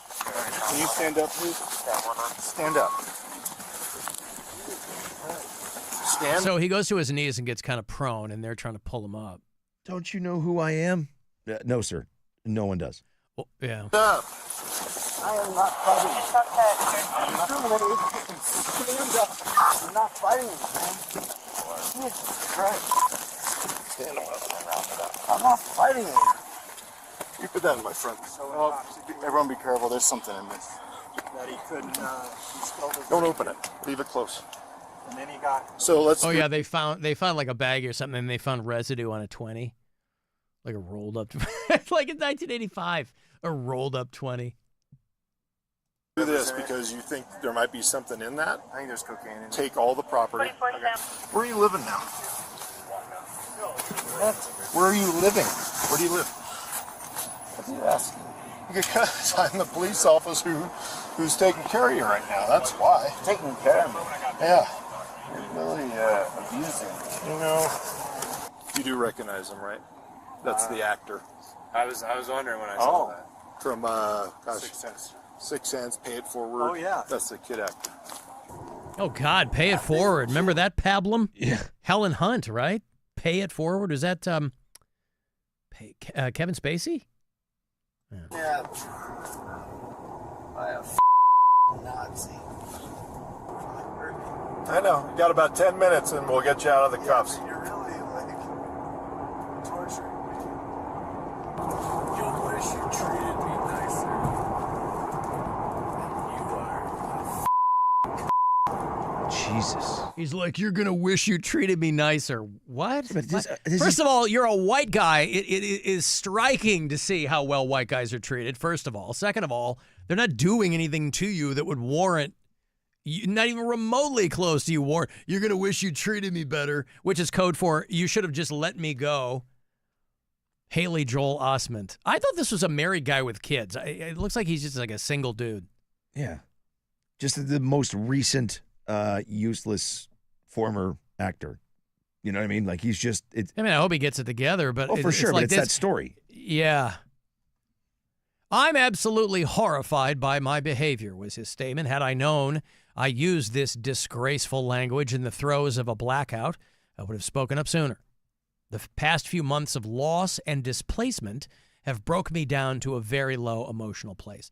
I can see that, right? He lost his house in the Eaton fire. He had a big place out in Altadena, which is not far from where one of my best friends lives. My best friend who lives in Glendale. I was checking in with him every few hours, and he's like, that Eaton fire, man. Wow. He goes, if the wind hadn't shifted, it would have come over the ridge and right through our house. So their house got saved literally because the wind just changed direction. Not so lucky for Haley Joel Osment. Last year, he was in a movie called Blink Twice. Wasn't that the Channing Tatum movie? I don't think anybody saw it, but that was, he was in that. Has an upcoming guest role in the second season of the Netflix series Wednesday. So he still works. Now he's really going to have to work. Because he got court costs and a house and all that kind of crap. But yeah, or if he may not work. Yeah. I mean, that even if that stuff's in the can, it's easy to cut him out. Or you got to throw in with people you don't really want to work with. Yeah, I mean, because they're like, yeah. But dude, you know as well as I do, there's certain things that you say you're not coming back from. Right. You start saying that kind of stuff. And even if you're A-list. That's what I mean. And he ain't A-list. Not even close. Yeah. Hey, here's money for you. It is a stack of rolled up 20s. You do with those whatever you see fit. It's $1,000. I hope we present it to you in a comically sized large check. But it's from the Buzzard Bookie. Last keyword of the week. So if you win, I hope you do. You're going to get it just under the wire, and we'll start it up again on Monday morning. This is your chance to bet with the Buzzard Bookie and win $1,000 now. Enter this nationwide keyword at WMMS.com. Green. That's green. Enter it now at WMMS.com. Alan, it just occurred to me that Haley Joel Osment was also the son on the old Jeff Foxworthy show. Remember that? Jeff Foxworthy had a sitcom in the mid-'90s on, I think it's Switch Networks. Jay Moore was on it. I vaguely Jeff remember Foxworthy that. show. Vaguely remember that. Yeah. Did he just play himself? Was he still like being a comic? I can't remember. I don't know. I feel like that's what it was. The woman that played his wife I recognized because she did an episode of Seinfeld where she was a chef and Elaine wanted her shoes. Okay. Every actor that I see, I go, oh, that person was on Seinfeld and played X, Y, and Z. And nobody around me cares because it's useless information. But yeah, the Jeff Foxworthy show, it was only, so that would have had to have been, that couldn't have been after The Sixth Sense. It could have, I mean, he looks small there. That had to be before. Sixth Sense was 99. The Foxworthy show was 95. Oh, so before, It was before Sixth Sense. Okay. Yeah. And isn't his sister, wasn't she on Hannah Montana? Like his sister's a Yeah. famous actress, right? She works and. Yeah, Emily Osment. Emily Osment. I mean, it's just, you've, like Rob said, you've seen it 100 times where child actors get older, but he's still working. You know, it's not like like Jay North just died, right? It's not like you were Dennis the Menace 60 years ago and nobody heard from you after that. Yeah, but there's a big difference from being like the kid in every single movie in the 90s to being that. He wasn't the kid in, no, he wasn't the kid in, oh, it's the dumbass you completely. Jerry Maguire? Jerry Maguire. I was literally just thinking that myself. Was he that same kid? I don't know. He was in Forrest Gump apparently too. Oh, He was. right. He played Little Forrest. Yeah, right. He goes, is he like me? Right, that was him. Yeah. Wow. Hi, my name is Forrest Gump. People call me Forrest Gump. Yeah. No, he wasn't the kid in, people are telling, who was the kid in Jerry? Oh, he was the Jonathan other kid. Lipnicki. That was the kid. That yeah. human head weighs 8 pounds or whatever, right? That was the kid that was in. He wasn't. That's Tom Cruise. That's not this. In Jerry Maguire. He was also in. That kid was in Big Daddy too, wasn't he? With Adam Sandler. No, that was a different kid. the Sweet Life of Zach and Cody, the twins. Jesus Christ, I think they're all the same to me. In Colin my brain, Dylan they're Sprague, all melding right? together. I know. Sprouse, yeah. Mm-hmm. Sprouse, sorry. They all look the same. I said Sprague. Dylan Sprague. Sprague Road. It's a guy we know. Yeah. A guy who works for this company. Could be the same guy. You Who's never he know. used to? I don't know. No, but I mean, Haley Joel Osment has worked. He's worked consistently. It's just when your house burns down and probably you lose everything that was in it. You know, that sucks. But again, it's one thing to be drunk, all the stuff that would come with, I'm in a really bad place. Yeah. But then you whip out like the Jewish slurs at For a cop. no reason. Like, Well, it's not even even if there was a reason, you don't do it. You know what I mean? Like, I know. It's just like Your Honor, I had a really good Yeah, reason. you know, see, the cop was Jewish. I called that guy It's those out of things nowhere. because I felt like doing it. I had a great reason to do it. I was mad because there were swastikas on the bathroom wall, and he told me that they were small and he didn't have time to paint. So I called him a racial slur. Forrest Gump. He was also in the Steve Martin movie Mixed Nuts. Mixed nuts. Yeah. But yeah, he's worked all the way through. Yeah, again, it's different than having a bit part in Wednesday. I know. Yep. He's an Entourage too. I see A couple dead other people. things. And you've been, I mean, I can't speak for you. I can speak for myself. I know how many times I've been blackout drunk. Actually, I don't, but I do know that there's been a lot of them. And I've never, ever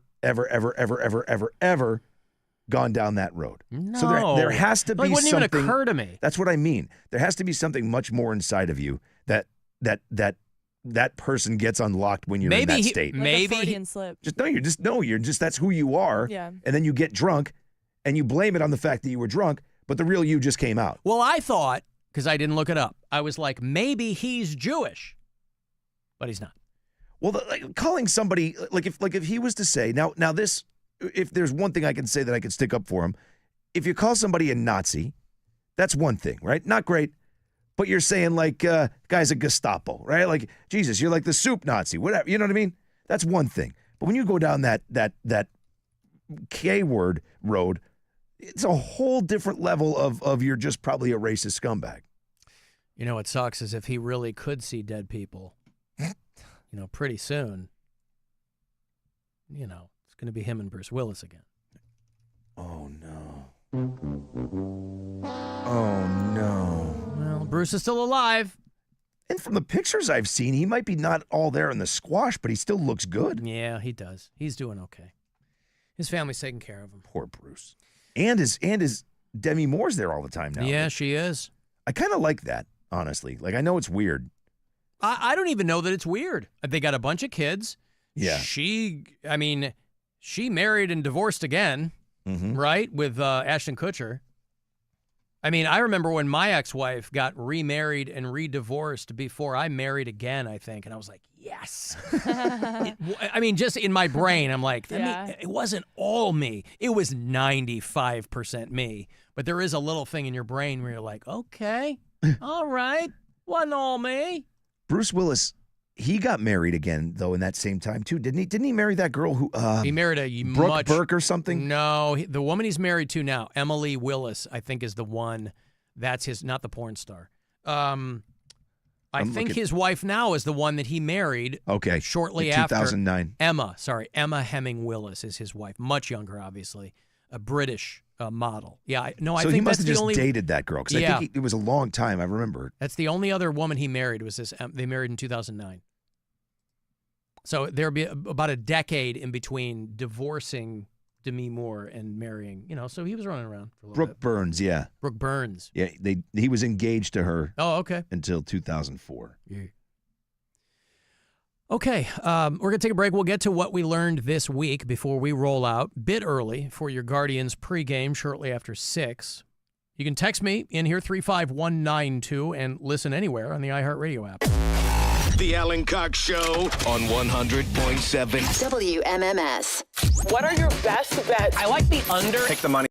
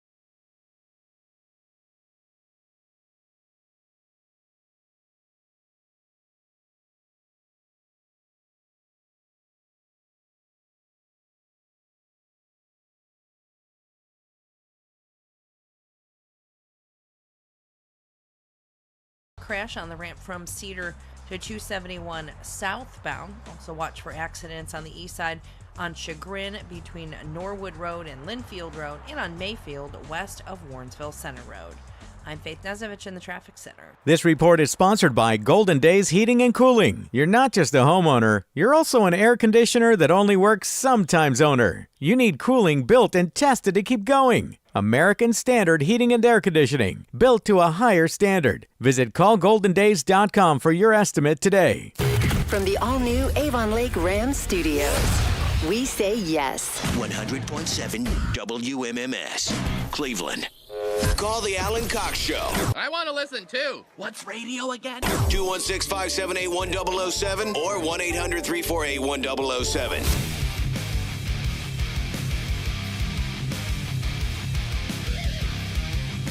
Oh, Dan Donegan with the pinch harmonics.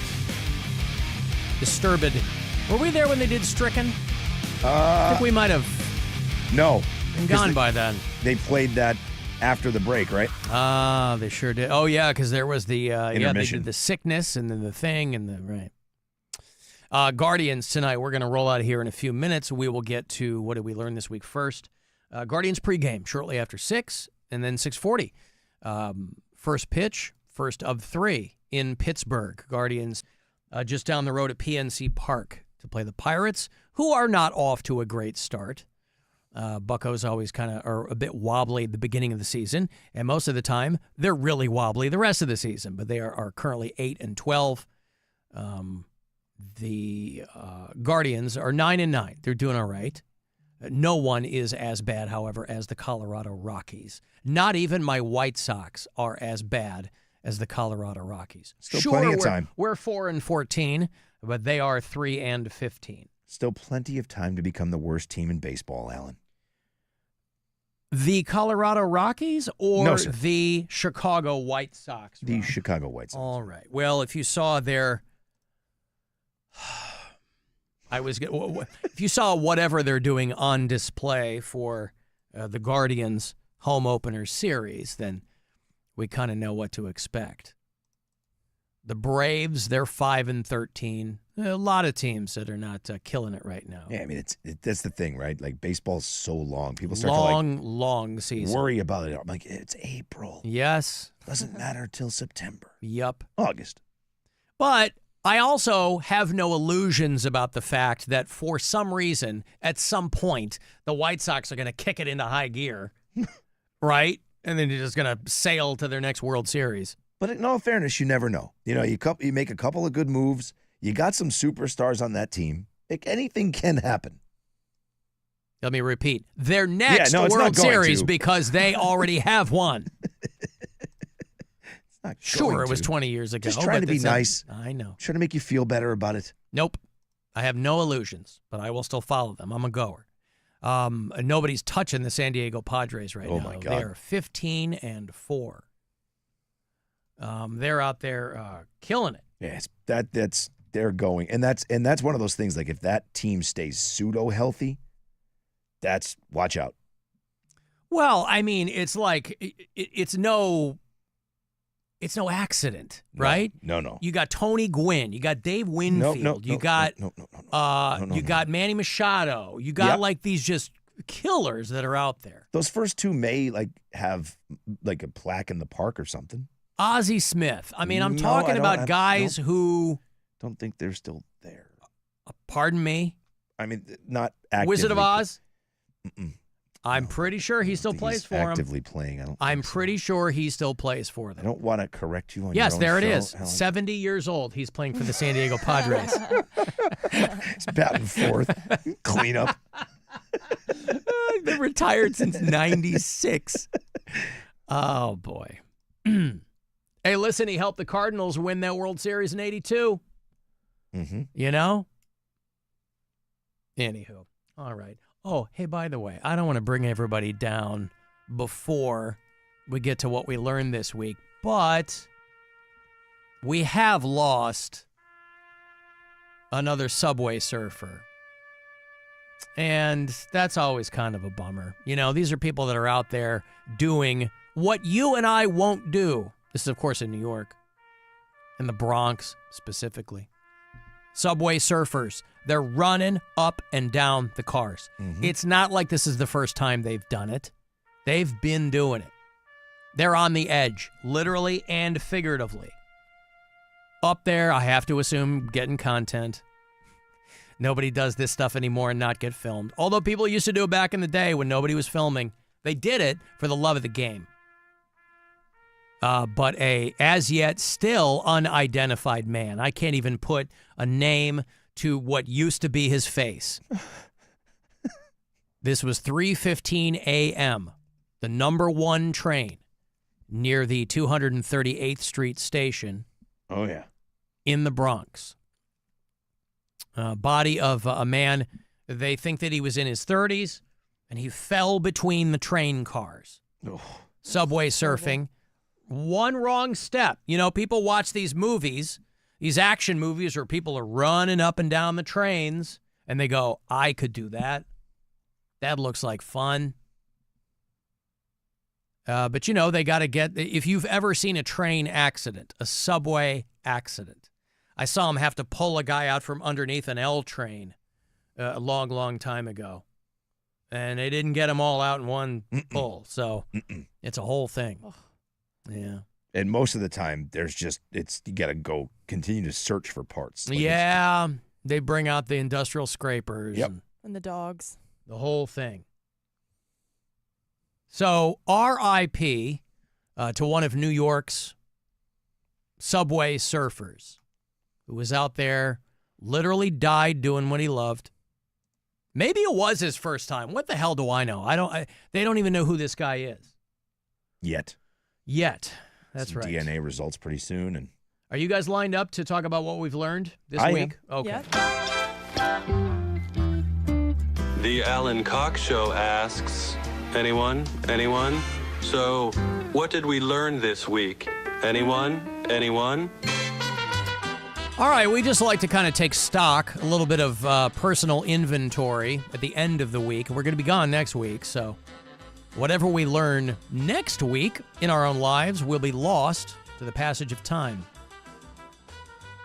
So, Rob, do you want to start? Sure. What do you think you learned this week? I learned that Stansberry and I are more than just friends. Katarina? I learned that Rob can rap, and he got a little gangsta in him. Oh, okay. Well, the people of the blacklist put him on, so. You got to prove it. I should have known this. I learned some people are still willing to wait months to see if someone wants to sleep with them. Months! And then make it official. Rob, what else? I learned that I am going to officially change my name to R. Edward Lecoq. Perfect timing, too, because, you know, you got to get the real IDs. You got to get the... Good point. Got to make sure your name matches your birth certificate so they don't deport you to El Salvador. That's right. LECOC. Yeah. I learned what a road apple is. Oh, yeah. That's right, yeah. Animal Oh, yeah. feces on a Horse road, poop. Usually from a horse. Road apple. Usually. Yeah. What else could it be? It's just like animal feces on the Yeah. road, but it's Well, associated no, because that's what makes it most with the apple. horse. The hard, Exactly. the ball of I had to Google it. So that's just what I turd is learned. what you get there for. You had to Google it. She thought we were lying. These guys came up with road apple. It's amazing. No, honey, that's a thing. I learned Rob grew up a Titanic nerd. I didn't know that. Yeah, me too. And now I do. Yeah. Anything else? Yeah, I learned that Jizz and Jet is a way cooler name for come and go. Mm-hmm. Yeah. Cat. I learned that you guys don't like a lot of words. I don't remember which one it was, though, for Rob. It was hippopotamus. Oh, moist. Yeah, hippopotamus. Yeah. That's a I had quite a strange few. Last thing I got, Alan. Nick from Hilarities, arguably the nicest man I've ever met in my entire life. With respect to one Timothy Misney, Nick Casas is the greatest man in Northeast My Ohio. God Almighty, what a fantastic gentleman. Anything else you want to throw in, Kat? I don't think so. Well, I'll leave you with 5 words then. Necrotizing fasciitis of the vulva. Yay! That is... Woo! Learn what that is. Yeah. That's for our new segment, Things I Wish I Hadn't Learned. Mm-hmm. Yeah. But hey, knowledge is power. Just because I don't have a vulva doesn't mean that I can't disseminate information that is good for you ladies to know. You Keep an eye drive a out. Ford still, right? Yeah. Not a Volvo. You're welcome, ladies. Yeah. All right, we got to go. Thanks, guys, for hanging out. Guardians pregame is next, 6:40. They will start up in Pittsburgh against Pirates, PNC Park. Where can people find you until we come back, Rob? WMMS Rob on Instagram. Cap? Cappy Creative or the Serbian Queen on Instagram. All right. I'm Alan Cox Show on your socials. If you want to email me for anything, do that at alancoxshow.com. You can leave messages in the interim if you listen to the show on the iHeartRadio app. We'll be gone next week, but we will return live a week from Monday. That'll be the 28th of this month. And what else? After Hours line, if you rather leave voicemails, 216-986-8903. Of course, this program shows up for you usually wherever podcasts are sent, but you can always consult the iHeartRadio app. And that is all. Thanks, guys, very much for hanging out. We'll talk to you later on. Guardians baseball is next. Bye. Have a great Friday, you motherfucker. And now I must leave you as the Brady Bunch is on, and I find 4 of those children incredibly arousing. Get out of here. Be careful of what you say. Be careful in every way. Be careful of what you do. Is watching you. Be circumspect and discreet. Stay light on your mental feet. One slip and you know you're through. Big brother is watching you. Conform with all directives. Remember, obedience pays. And when you watch that TV screen, remember it works both ways. You'll disappear in a wink.